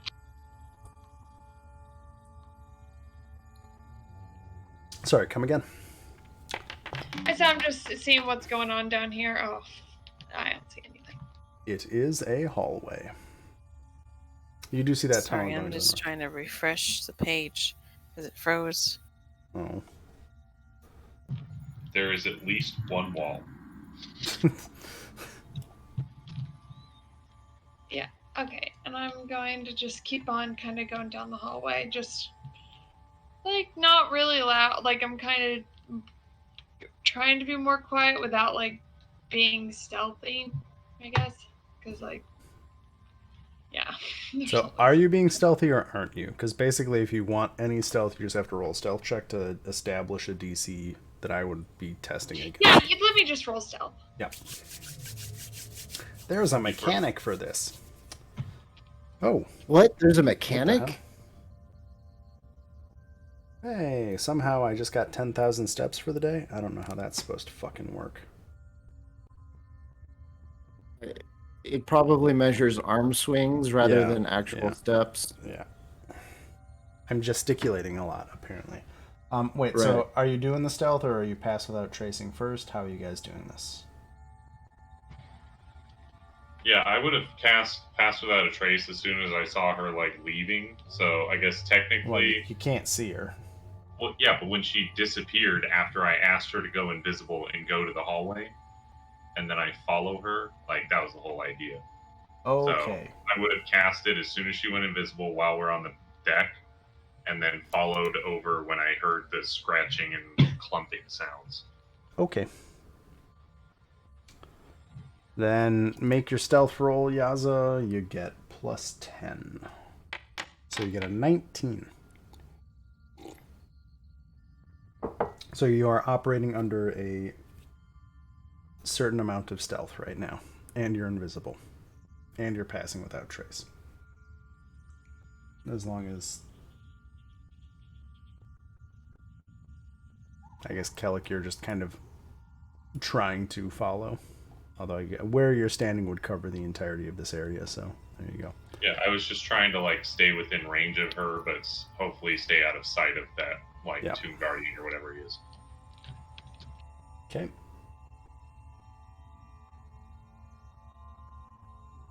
So from here, is that when I first see him come into sight? So basically, unless you're here, you can't really see the Guardian, right? So it's a window looking through a hole into a room. It's a pretty tight sight line. The chamber you're in, this tunnel that you guys are in, is actually kind of like a trapezoid in the sense that it is narrower at the top and wider at the bottom.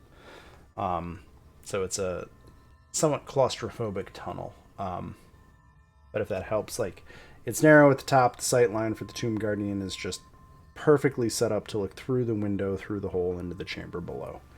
There's no obvious way that it would see you without you, like, passing its field of view right there. Okay, can I look down into it before jumping into it, or like I can't see through, can't see down? You can see down, but not much. So as you look down in the room, the drop is about 15 feet. You from looking down, you can see that it's a cylinder on its side. So this room is like a cylinder on its side. Does that make sense? Yeah. So basically, but is it still tall, or like would I have to crawl? So you're at the top of so that hole, that square on the map is like a a hole into a 15-foot drop to the bottom, from the top of that sideways cylinder to the bottom of the sideways cylinder. Oh, I see. Okay. Does that make sense? Yeah, but I can't really see anything in there at all. So there's a light source, but it looks to be a smooth. It looks like a smooth on its side cylinder from where you are, like from the partial view you have. It just looks like smooth stone that matches most of the rest of this place. Cool. How much falling damage do I take? Isn't it per so many feet? I mean, like I think if you just want to drop, if you want to just jump into that room, I'm not worried about falling damage on that. Well, yeah, because I think I'm 7 foot something. You're a 10th level paladin. I think you can jump 15 feet in this instance without me worrying about 1 or 2 points of falling damage, whatever it is. Okay. I could look up the rule for falling damage, or we could just ignore it. Basically, if you want to jump in, you can jump in. All right. No, I just wanted to make sure. Yeah. Yep. The 60-foot drop, that'll have some falling damage. The 15-foot drop, I'm not gonna care about. All right, in we go. Okay, so I'm gonna move you because I have to move you through some walls. So when you say sideways cylinder, you mean more like a diagonal, probably? Okay, so I'm gonna drop Yaza. Like a soda can on its side. You're in the room, but if you move back to the wood platform room, I'm gonna draw the side view of this room. Okay. So. Okay. Sorry, I'm actually using the 5-foot squares as a guide here.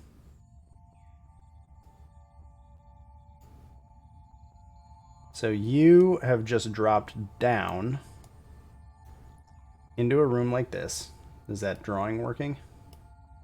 Yep. And then so right here is a door. The rest of this room is a sideways cylinder that then kind of funnels into that door. I'm going to move a token real quick just to... Sorry, Kellic, I'm going to screw with your token for a second. Boom, there we go, because it's going to give me some more canvas to work with. And so then the rest of this scenario looks like... This is the tunnel you were in. That space above. And then this is like the floor of where the golem was. I'm trying to draw letters, but it's not working. And so it has a sight line kind of like that. I know this is like a 5-year-old doing chicken scratch, but hopefully that... So this is the side-on view looking for, like from where Kellic is, if Kellic could see a cross-section of this whole thing. Okay, but when I dropped into the room, does he move, or does he notice me, or like what's going on? So you're invisible, so no, nothing happens. He doesn't see you. I know, but that... Well, and I guess I'm stealthy. Thank God for that, because otherwise he would have heard me, I think. So what you're saying is he can see the door. He's just looking straight onto the door. But I can only tell that now that I am in this room.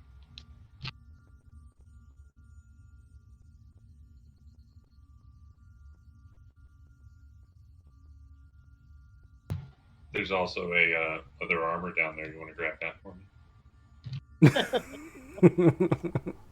Yeah, also, yes, there's a piece of leather armor here. How did it fall 5 feet out of the way? Because I said so. I don't know. I mean, I can pick stuff up when you're invisible. You just can't attack anything, right? But I'm not going to pick it up because I don't even want to see it look like it disappeared. I don't want it to look like I'm here. Sorry, Kellic. But I don't say anything to Kellic. But yeah. Because now that I can see he's looking straight onto that door, I realize that like he's intently watching this room. So if there was other armor and then there wasn't other armor, I think that would send a red flag, so I'm not gonna do that. Yeah, I'm not. Well, I mean, I could open this door and just see what happens, but that seems like a really bad idea by myself. Yeah, I would agree with that. But now we know this is here.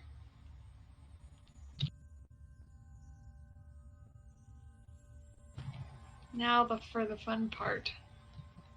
Getting back up the 15 foot.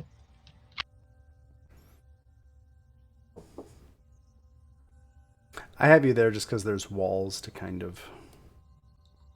At this point, I can probably...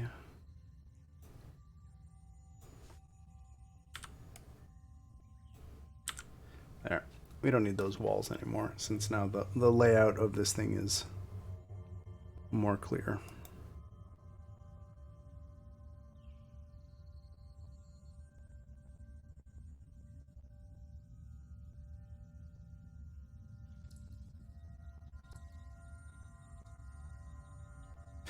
So what you want to do?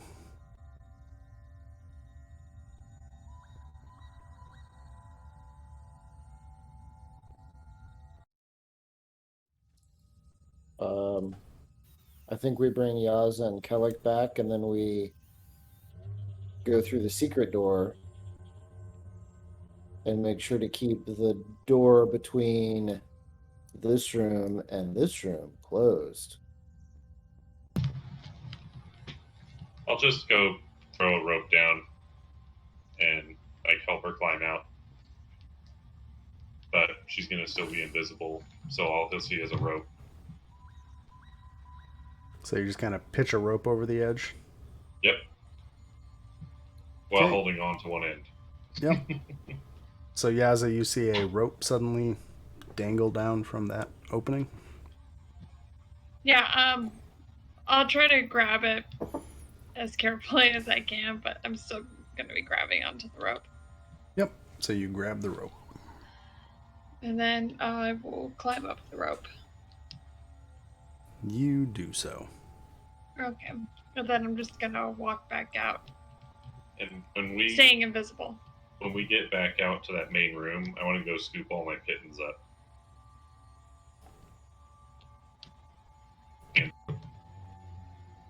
So Yeah, I you want want to get my... You Undo wanna the bridges. undo the bridge and stuff? Okay. Oh, I'm not going to move your...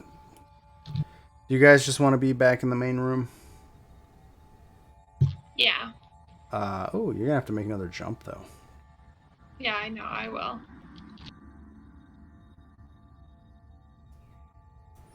And at this point, for reference, I'm just going to say that...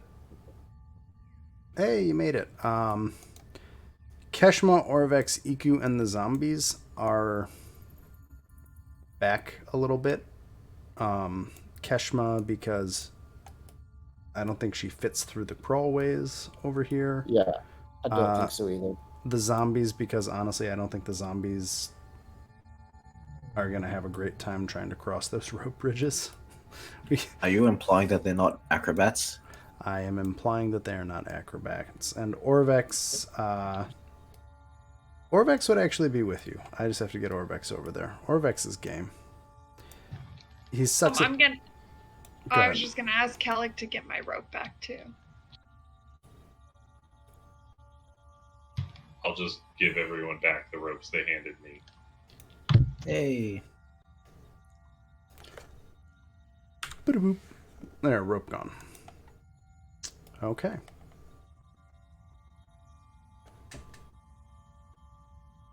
Oh, is Sebastian back? Yes. Hello. Hello. So you go in the room? Yes. Cool.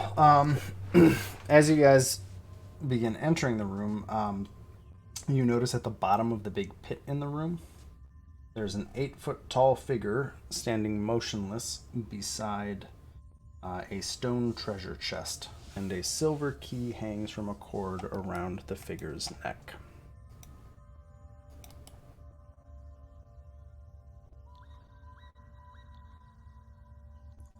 So there's a big old thing down there. next to a treasure chest.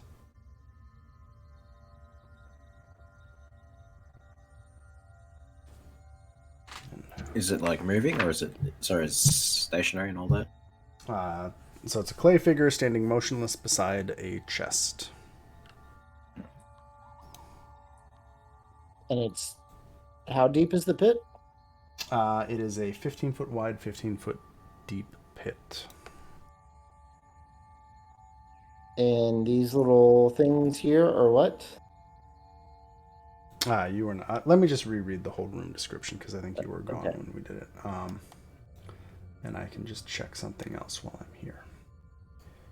Oh, why is Excel so slow these days?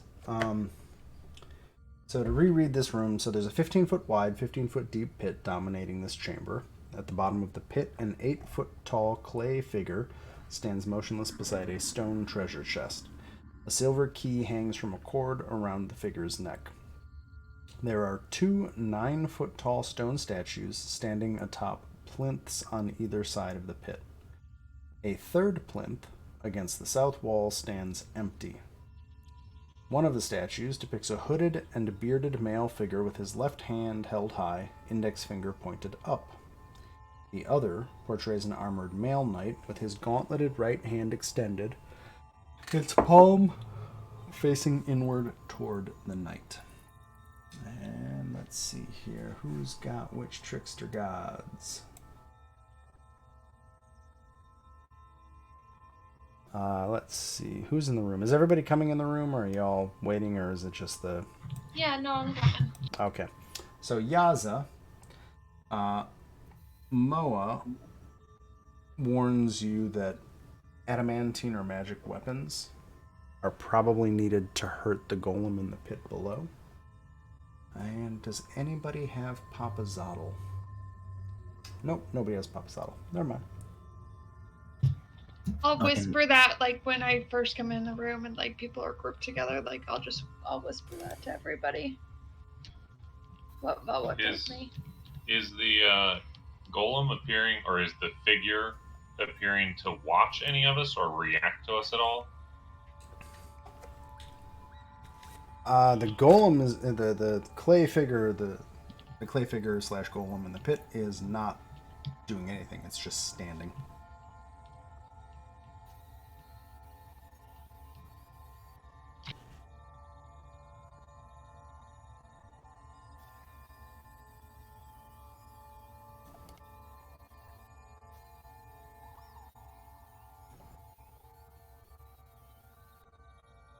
Interesting. Guessing, we go hop down there, open the chest, and it comes alive to smash whoever jumped down in there into paste. Most likely. I was thinking if I what is the key hanging on the? It said like a cord necklace or something. Yeah, the golem has a silver key on a cord around its neck. I wonder if I go stand on the roof directly above it and shoot at it, if I could cut that cord with an arrow. So you try to shoot an arrow at the cord on the golem's neck? I was thinking about it. Well, I mean, I could buff myself with Shield of Faith, hop down there and, just go grab it. And hopefully take it. Once it's off its neck, yeah. Yeah. Does anybody have any other ideas? Tall is the thing. It said it was 8 feet tall in a 15-foot pit, right? Yeah, it's not that far. The warning about weapons was for what kind of weapons? Magic, I believe. We need magic or adamantine, or magic and adamantine? Or I don't think there's a creature in 5e that requires magic I adamantine. think so either. I was going to be worried if there was. Especially not at level 10. I can see that at level much higher. Yeah. So I have a question to ask. I wanted to ask the banter. I was muted this whole time. I don't know why. Oh shoot. So Teresa will just ask the badger, is it more prudent just to ignore this thing and keep moving on? Or is there something out there that would make this task more efficient? Or something down there in that pit that would make this task more efficient? Yeah, There is a- Alex just gonna kind of ignore, get up on the roof, and go to do his thing. So you said you were going to ask. That's my trickster god. So I'm just gonna do my fucking thing. So when you said, I'm sorry, Teresa, you said you were going to ask the badger or someone else. I didn't understand what you were saying. The badger.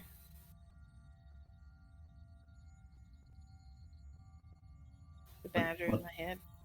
Oh, sorry. Okay. Yep. Sorry. It took my brain. I was looking around for a token of a badger. It took me a while to get there. About? And you have, Teresa has Obolaka. Yeah, Obolaka honestly doesn't want to engage with anything in here at all. Although I will note that Obolaka tells you that about pretty much everything you've encountered in this dungeon so far, since Obolaka jumped into your head. So Obolaka says everything is dangerous. yeah, basically, if there's a point of order. There are points when I will specifically call out if a trickster god has advice that is like actually relevant to the room. In this case, or that's the wrong way to put it, but sometimes there are specific call outs to what trickster gods want to tell you. In this case, you just get the same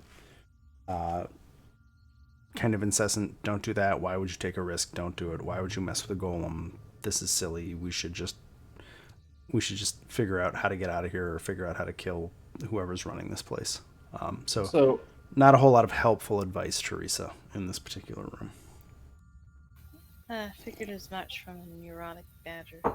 I mean, I've got Wongo, who probably just is psychotic and doesn't give a shit about anything, so... So to step back, Sebastian, I know, so Kellic, you're about to shoot an arrow, right? Is that ready in action? Okay, so Sebastian, you were going to say something. What was that before we do Kellic's arrow? If Kellic's arrows count as magical, and he can stand on the ceiling, and the golem can't reach the ceiling, then we can probably all leave the room and wait for Kellic to shoot the thing to death. That's actually a valid point. Yeah, hold that. It can't reach me, so... So the room would be like 8... How tall are rooms? I had it. I think you said 10 foot. 10 feet? Did I say 10 feet? Or was it 15? No, I think it was 10-foot hallways and 15-foot rooms.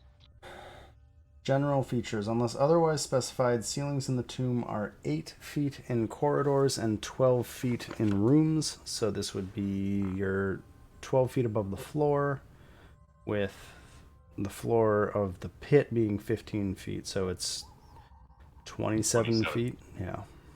And I'm 6 foot tall, so he would have to reach me 21 feet off the wall, or off his floor. How can you deal with being so short, honestly? I don't know. It's a struggle. I don't know how people exist being only 6 foot. I know, right? It's so brutal. So mad at you. Do you know how tall Rio is in real life? Well, everyone who's over 5'2" is freakishly tall, so... He's a very tall human. Yep. Okay, so you have suggested a strategy of everybody go away and let Kellic just slowly whittle the clay golem to death? Yes. Yeah, pretty much. Yeah. It beats finding out if the golem can hit 28 AC. If it can, then I don't have a long life expectancy. Well, How many arrows is this going to take? A lot. Just endless. It's a worry about fucking that. golem. It's not like I've been tracking ammunition previously. We can just say that I created more for him. Like at some point, I just fabricated a fuckload out of a tree. I don't really care. With all the trees down here. Well, I mean beforehand. and then just like stuff them in the chest that I'm lugging around. So should I assume that everybody is backing out of the room so that Kellic can just Yeah, I'm just fucking shoot it? Okay. So trying to so Kellic, move much. you knock your first arrow. Make your attack roll.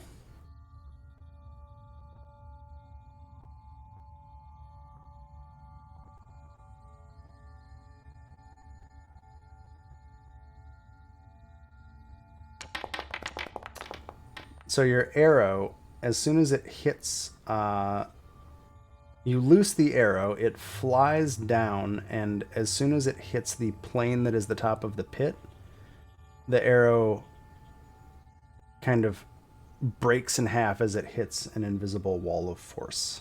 There is some magical barrier covering the top of this pit that is currently... All right. Xanthiel, I guess you gotta go bare knuckle brawl this guy. Fair enough. I cast Shield of Faith on myself. Does anybody know what this lever over here does? Everybody has steadfastly ignored my attempts to point out that there was a lever there. I tried. I think I knew it was there. I just didn't want to touch it. I tried 3 times to say there was a lever, but somebody can go check the recording to see if it was 2 or 3. So, Xanthiel, what are you doing? Are you jumping in the pit? Well, hang on. Well, I guess I want to mess around with the lever. I'm not really comfortable in doing anything while we're playing around with levers at the same time. Because who knows what the hell that thing does. Like, One way to find out. oh boy. All right, well, pull it. Pull the lever. Good. Oh, boy. Pull the lever. Just making me change pages endlessly. We can never do one room in entirety. We always have to do half of a room and then half of another room. I love it. So as you pull the lever, the gusts of wind rise to a howl for a little while, and the platforms visibly kind of move and shudder.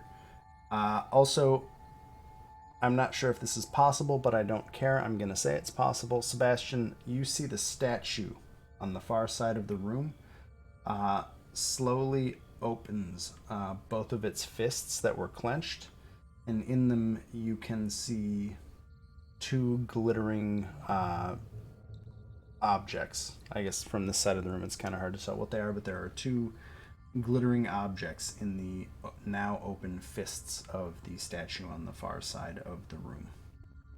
Hey, Kellic, I need you to retrieve some items. Before you do that, He just seems off. I need everybody in this room. So Teresa, Yaza, Kellic, and Sebastian, I need a wisdom saving throw. Oh, really? Wait, where? In the room that... Whoever is in the room with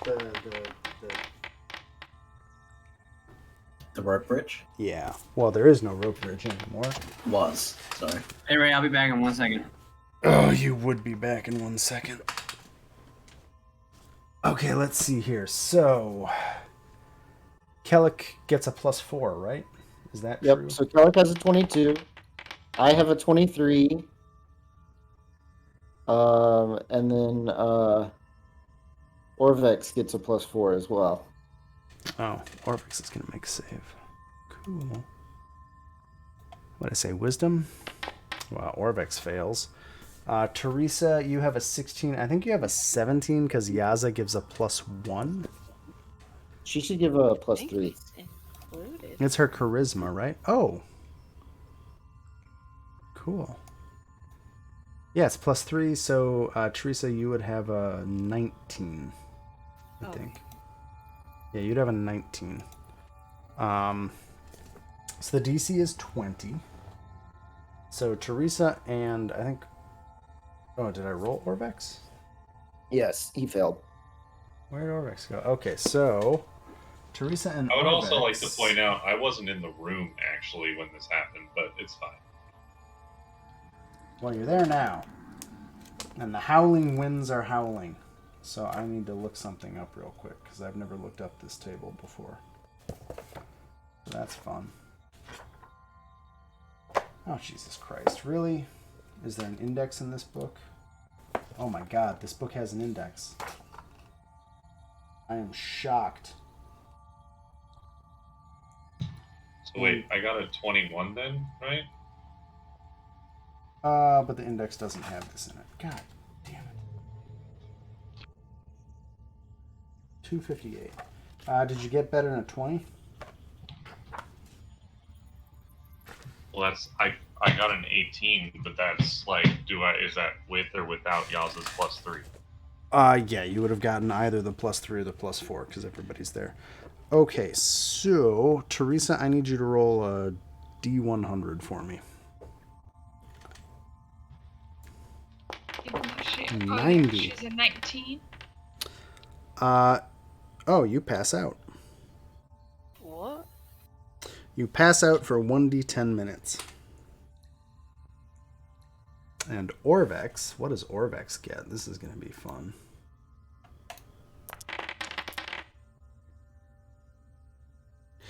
And Orvex just starts laughing uncontrollably on the balcony, just kind of wandering around, just chuckling and laughing to himself. And Teresa, you're knocked out for...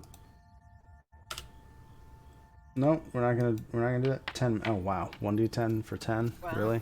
Oh, Great. Right.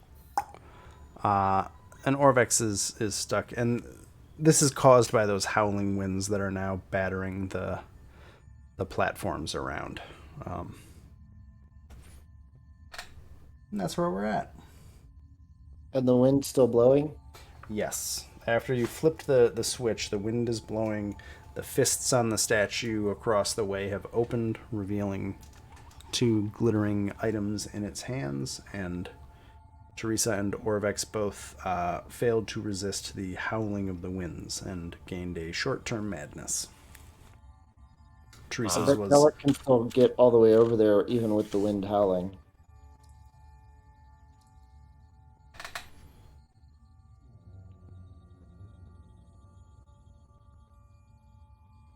Well, the winds are howling any creature not standing on a floating platform. Interesting. Okay. Well, I mean, he could walk on the ceiling. So I guess the way this is supposed to work is I'm supposed to... I don't care. Yeah. Whatever. That's fine. I don't feel like doing that. Because that seems really just... Yeah. Whatever. You grab the things. I grab the things, and then I bring the said things back. Are they crystal eyeballs? I don't know. Are they crystal eyeballs on Graham? They are. So a couple of things. Here's how I'm going to split the difference on this. So you get 1 pearly white crystal eyeball and a scarlet crystal eyeball. I also want you to give me 2 wisdom saving throws as you fly across the room. I mean, I like Sebastian's idea better when it comes to wind. I would be walking across the roof, but that's fine. It's neither here nor there. It doesn't it would happen on the roof as well. I'm just kind of... So I'm just gonna say give me a D100.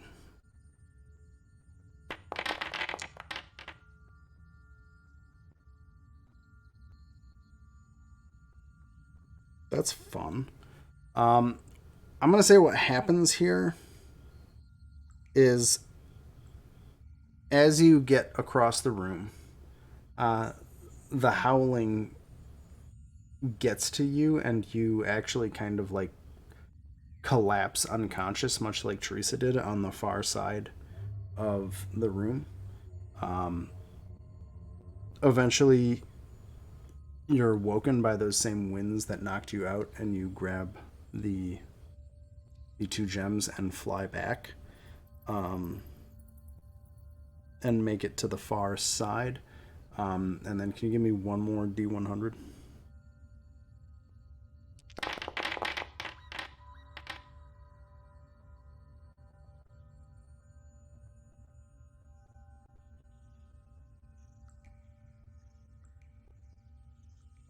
And okay, cool. Can you roll D10? The effect of a 60 is not immediately obvious. Cool. So at this point, Orvex has kind of stopped laughing maniacally in the corner, and Teresa is awake. Kellic, something broke in your head, but you don't really know what. And you have 2 crystal eyeballs in your hands. So now we've got 4 of them total. I think you have 5. Oh. Out of how many are we looking for?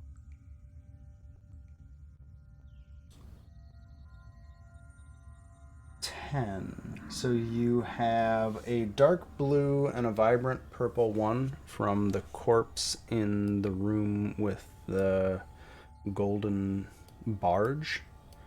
Oh, okay. I thought the corpse only had 1. He had 2. Okay. You have 1 from the room with the water curtain. And you have 2 from that statue that Kellic just went to. And the winds are still howling and shrieking as you are all standing on the balcony. What did we get from the madness room? The madness Over room. here, with the curtains, with the feasting pictures. There was something in that we pulled out of the face that was in the far side of that room. I don't know if I gave you. I think I gave you partial loot from that one. I think you got a bent pair of gold spectacles. And I think that was what it was. Okay. Because I think somebody just like grabbed in and grabbed something, but the room was not actually solved, so I gave partial loot for the grab, if that makes sense. Sure.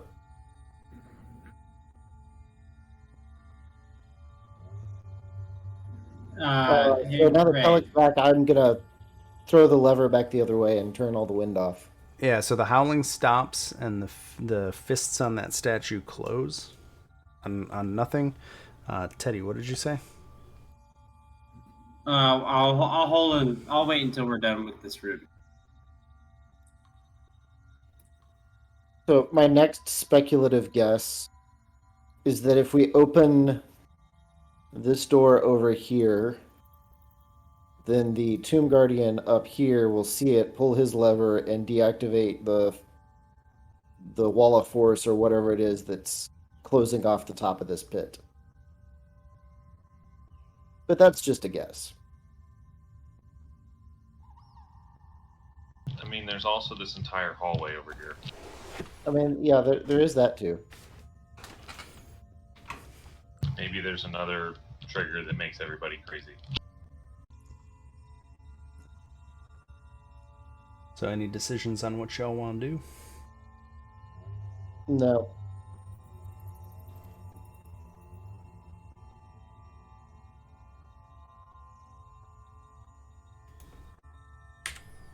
So is it safe to go in the room? Or I'm still I'm not passed out anymore, right? No, so you guys you woke up. Kellic got knocked out on the far side and then woke up. So basically just the winds were screwing with people. Those howling. I think we should go down the other hallway. All right, let's do it. We're opening that door. Wait, hey Ray, Yeah. can you describe again what the 2 statues are in this room? Yes, I can. One of the statues is a hooded and bearded male figure with his left hand held high, index finger pointed up. The other portrays an armored male knight with his gauntleted right hand extended, palm facing inward toward the knight.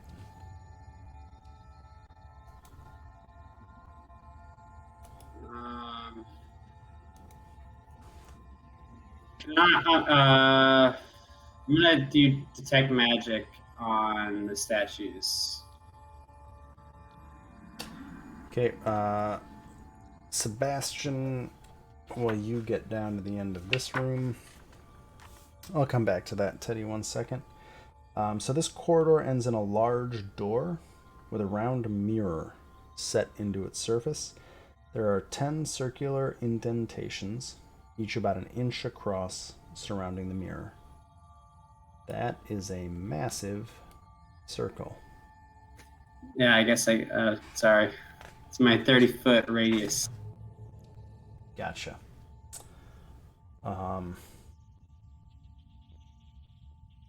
Sebastian, Teresa, did that make sense?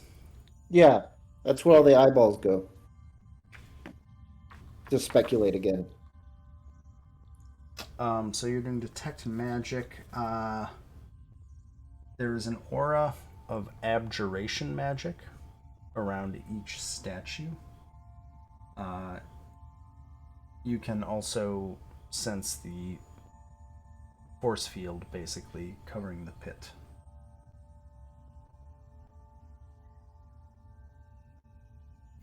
Can I do a what would it be? Investigate. I'm gonna investigate the statue. Sure. As you look at it,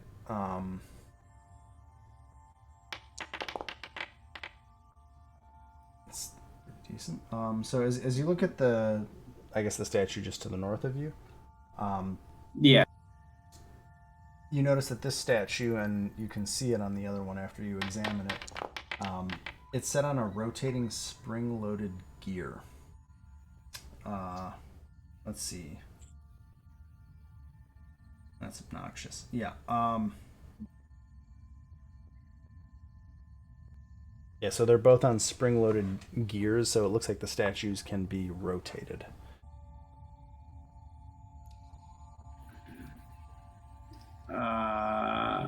Okay, well, I'm going to rotate this one.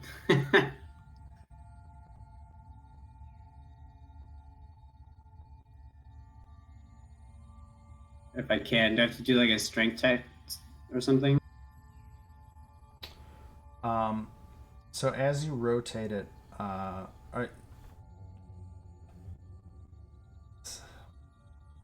do they do this? So I'm going to say that you're in front of the knight statue, and the other statue is like the bearded man and the robe statue. So as you rotate that statue, you hear a popping sound and a slight rush of air from the plinth to the south of you.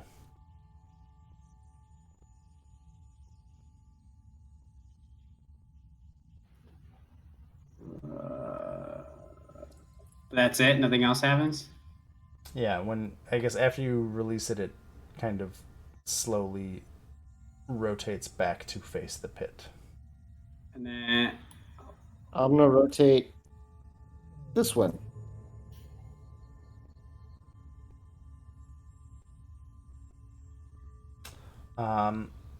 Nothing seems to happen, but it does rotate back to face the center of, or to face the pit. So like the two statues are facing each other. When you rotate them, they then slowly return to face each other. wait, and then you said the air was felt at that southern. Yeah, that thing? southern, the plinth down here.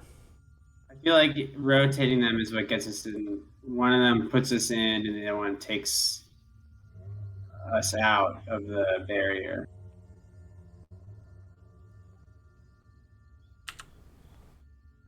That could be. But then that Or means, we could all die. right.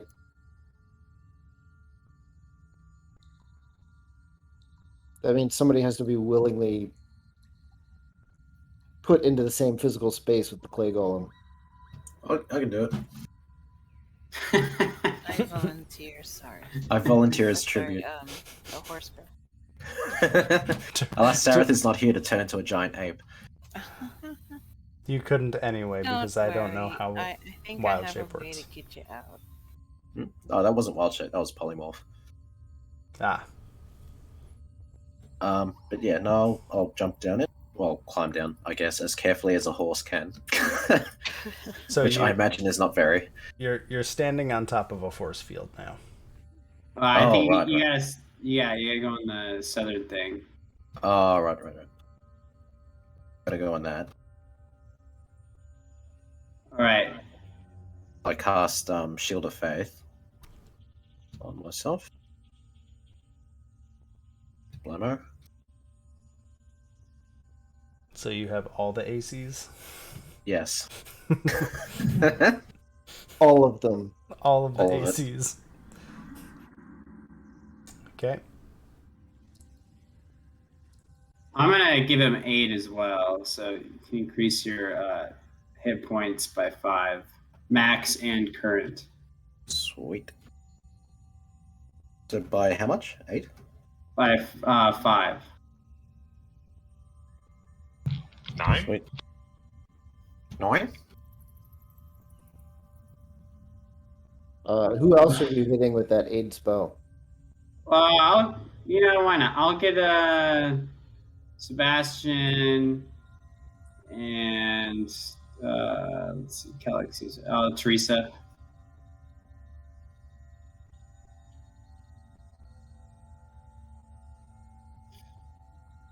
And then I guess I'll also do my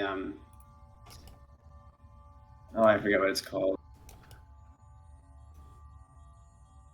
Emboldening bonds? Emboldening bond. You're invisible. So you can have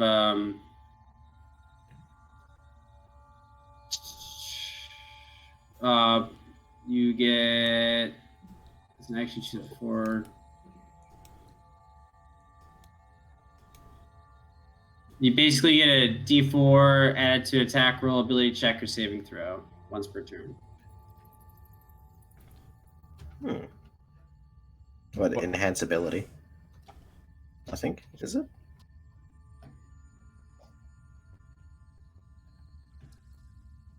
Is that to me? Yeah. Is that what you're doing? Enhance ability. No, he's using his emboldening class bond. feature. Ah, right. All right, you ready? Is everyone ready? I'm gonna turn it. Oh, good.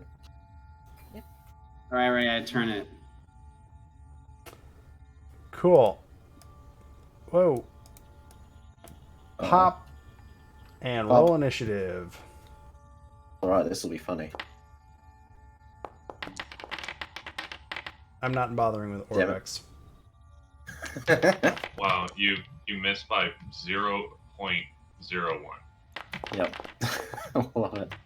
You have lower dex than the Plague Golem. I have a -1 modifier, so yeah, that would make sense to my initiative. Okay. So it is Yaza's turn to, I guess, do something.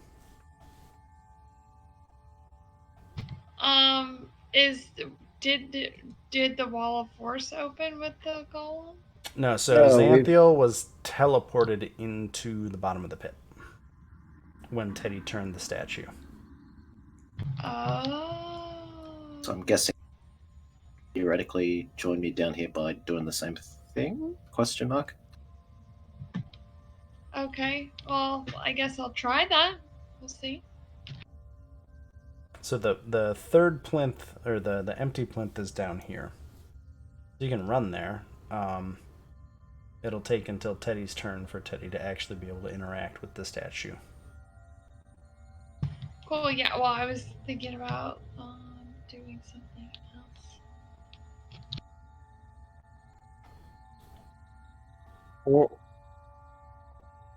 Or we could just let Xanthiel cast Spirit Guardians and take the dodge action until the... So I'm going to say, Golem Yaza, in the interest of moving forward, so you run to the plinth. Do you do anything else? I don't think that I can right now. I was gonna do Shield of Faith, but I don't have a spell slot for that. Okay. Kellic, what do you want to do? I'm gonna go stand right here on the wall of force and look down and act like it's the pit in Star Wars. Wait, can't. Sorry, That's my I turn. Thanks. It's been great.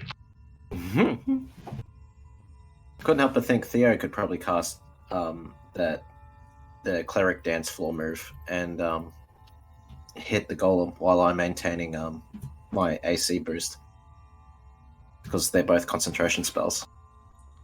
But it I should. just thought about it. Teddy could have just created Spiricorn in that room too. Yeah.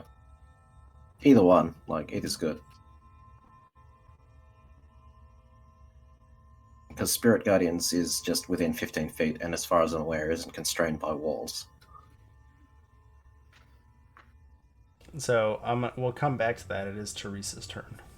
Yep.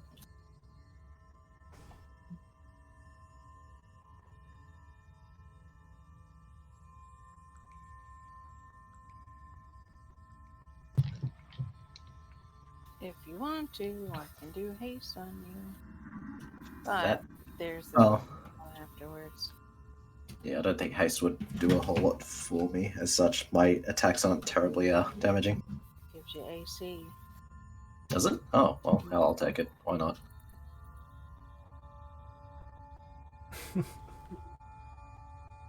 There, I will concentrate haste onto Xanthiel. Oh, jeez. I have 28 AC now. Jesus. Good God. I think that's Okay. technically impossible to hit for quite a few. Anything else, Teresa? That's it. Well, let's see what the golem can do. Golem smash. It'll try. Oh, hell yeah. The golem's gonna do this. Oh, no. Wait, what? What? Clay golem. Golem can use haste? It gets haste. That's its full action for this turn. That is fucking absurd. And I guess it'll just move back and forth. Really, Getting its boxing stance ready. Yeah, it's just kind of like doing like that Twinkle Toes dancing thing. Xanthiel, Yeah, it's fair your enough. turn, but it does get 2 AC, so that's nice. Yeah, that is true. Well, I can't really attack without breaking my own. Oh, I can attack, but I can't use spells.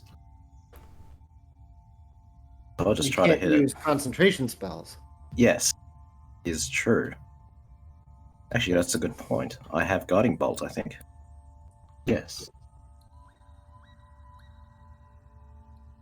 So we'll upcast that.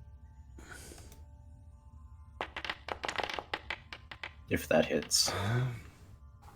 19 will hit. Yeah. 46 radiant damage. Actions, attributes. Not immune, not immune. No. Okay, so it does 18 radiant damage. Yep. And it should give me advantage. Well, no, attacks against that target. Oh, no, yeah. So it's not me. It would only help if someone else jumped out. Never mind. Rude. You have radiantly bolted the golem. Anything else? I think that's it. I don't have bonus actions as such. Okay. Do I? Teddy, it is your turn. Well, I will first turn the statue. See if I can get Yaza down there. Pop. Alright, Yaza is now and- in the pit. Cool. Then I'm gonna cast Spiritual Weapon. What does the interact action count as?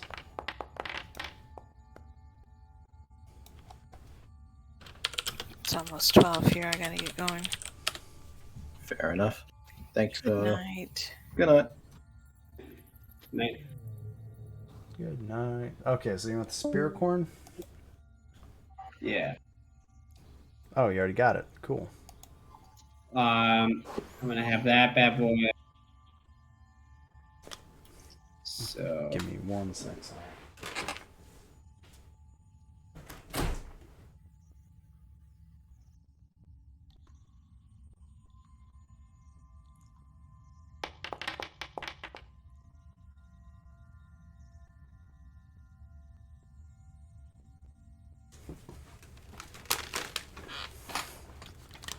Okay, you rolled a 12. Yeah. That's not gonna hit. All right, and then my last bit will be to put my old spirit guardians. Say what? You can't spirit guardians and spiritual weapon on the same turn. One's an action, one's a bonus action. Yeah, but Again, when you cast a bonus action spell, the only other spell you That's can right. I'm cast. sorry. Yeah, you're right. Sorry. All right. Well, that's my turn. Never mind. I am going to cast Misty Step. And try to land at the bottom of the pit. Right here. You know, it doesn't say anything about not allowing that, so that's happening. Cool. Well, the only question was if the dungeons overall mess with teleportation magic messes with Misty Step, which we have not yet established. Well, what you just did worked. Okay, cool. Yeah, you didn't get teleported into hell or anything, so that's good. Always a bonus. Oh, not hell? Great. Spell slot consumed. All right. That was a bonus action, so I don't get my bonus attack, but I can still attack. And I get advantage because of the... I think we're flanking it. It's safe to say. Oh, that too. 24 will still do you. Okay. So that's 9 damage. And then second attack for 10 damage. There you go. I think that's your turn. Yep. Yaza. All right.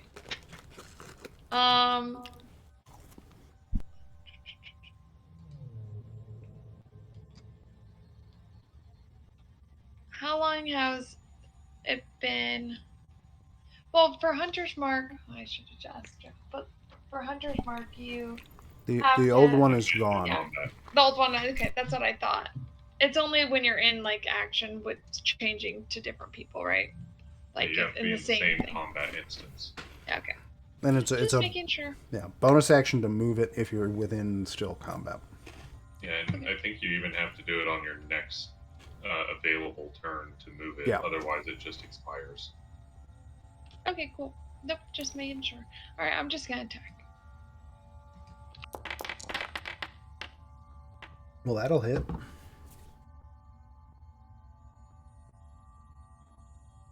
Oh, I don't know why I did that. All done. Okay, there you go. Well, the 28 hits. For 8. A 20 also hits. For 12. And that's it for me. Then it is Kellick's turn.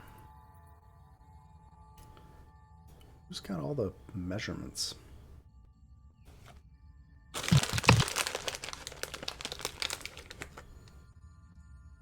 I did because my measurement tool was on, and then Alex had control and dragged across to the second screen, and it opened up all of mine because it didn't delete them. And, yeah.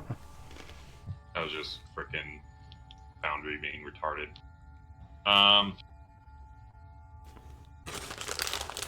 don't know if I really have anything valuable to contribute here.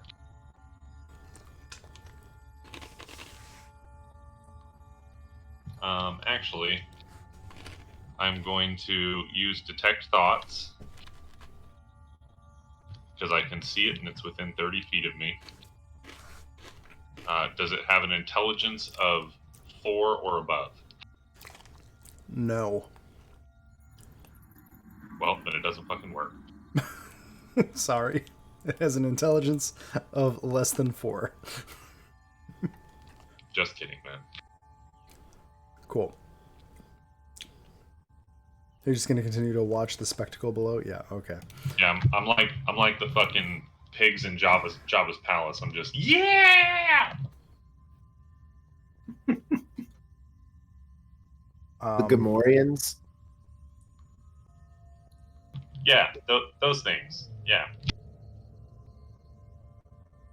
Oh, that's bad. Oh God, that's bad. No, no. What's that?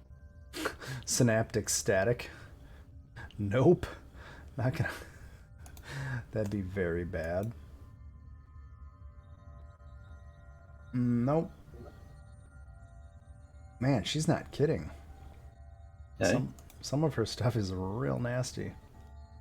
Oh, it throws the spells. Yeah. I'm gonna say if. No, I don't think Teresa has anything that's gonna work. I'm just gonna skip Teresa. Okay. Golem's turn. Bring it.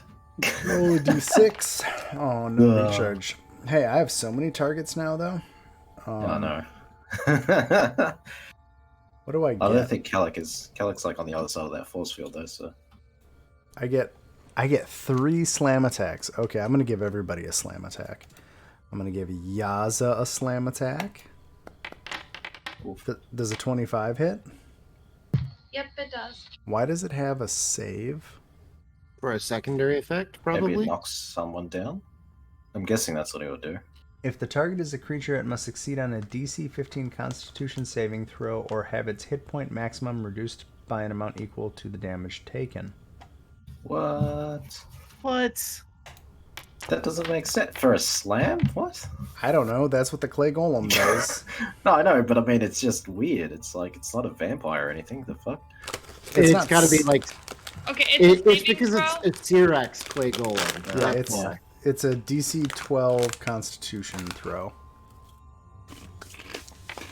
Yeah, I think she can handle that. Okay, so just take 21 bludgeoning damage. Just, yeah.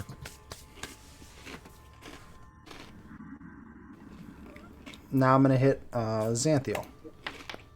Bitch isn't gonna hit Nope. anything with that. And Sebastian. Oh Jesus! Oof. Is that a crit? It is. Yes. Ow. So 25, and then Constitution saving throw. So this is where that whole, hit point maximum thing comes into play. That's only a 25, but I think that passes. Jesus.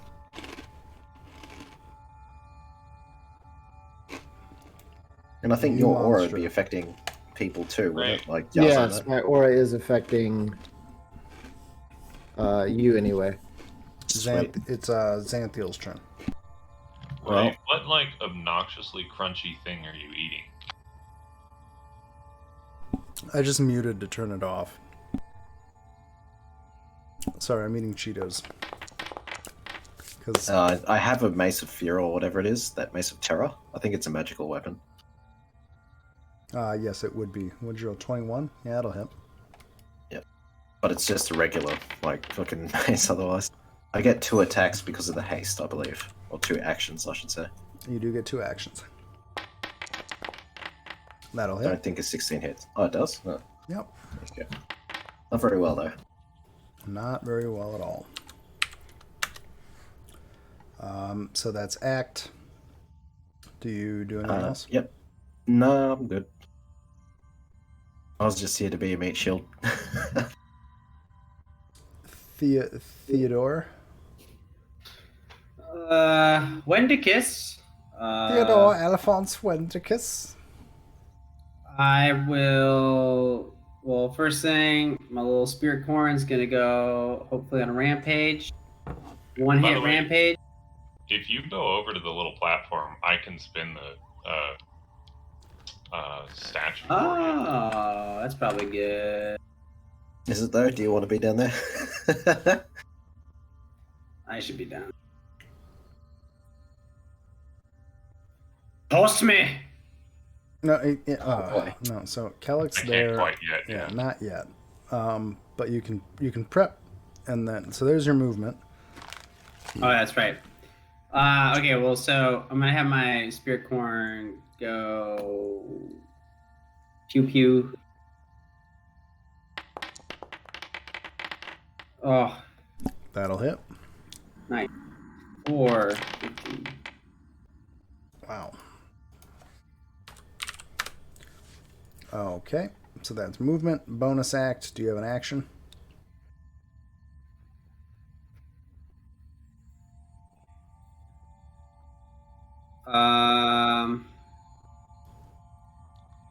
So because I mean that was a bonus action, but it wasn't casting a spell. Can I now cast Spirit Guardians? Yes, you could. All right, I will do that. So, by the way, whenever I'm seeing the spirit corn now, I'm literally just picturing like Yondu's arrow. Yeah, it's pretty good. Yeah, Except nowhere near as graceful. Yeah, I It's mean, just much someone fucking throwing an acorn. Yeah. much smaller and clumsier, but still managing to like punch holes in people's heads. I like to imagine that the spirit corn is actually about the size of a bowling ball. Because to me, that's a lot Oh, it's- funnier. And then it's just like whack, whack into things. Anyway, so Isn't he a Furbolg anyway? So it's like fucking huge. I don't know. It is Sebastian's turn. All right. Yep, that'll hit. Oh jeez. You did not roll That'd be crit damage. crit damage. Isn't And there I am also going to Divine Strike since it's a crit.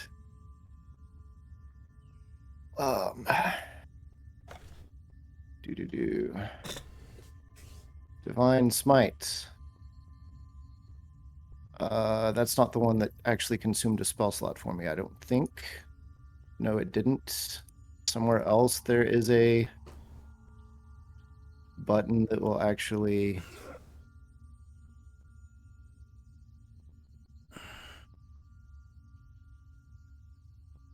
That one probably. Yes. So I also need an additional 2d8 because it was a crit. So that's actually 16 radiant. How incredibly average. Yeah. Okay, you, so- you got 8. How much So, damage did you do? Was 11 piercing and 16 radiant. So 11 plus 16 is 27, right? Yep. 27? Okay, cool. You do 27 damage. Sorry. I'm just trying to get my brain to work. Let's attack it Second again. attack. Or 12. 12 damage. And we will bonus action attack it. For 9 damage. You have piled a bunch of damage on. It is almost but not quite crumbling in front of you. I feel better for hitting it back after it hit me so hard. Oh, Jesus. Sorry. Yaz's turn. Doesn't even know what to do.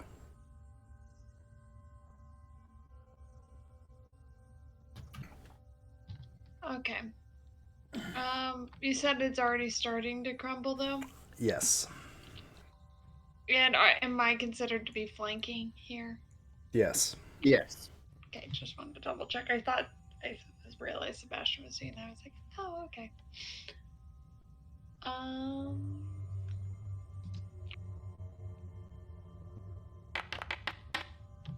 Just attack. That will hit.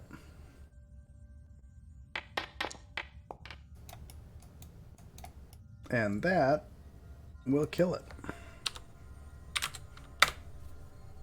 That is the end of that clay golem. It crumbles into chunks of, well, clay on the ground in front of you, and the silver key that was hanging from its neck is lying in the rubble. And I think that is a good place to stop because my brain is starting to stop working. So, thank you all. We'll be back next week. All right, thanks for Yay. running. Yes, Thanks, Ryan. thanks for running.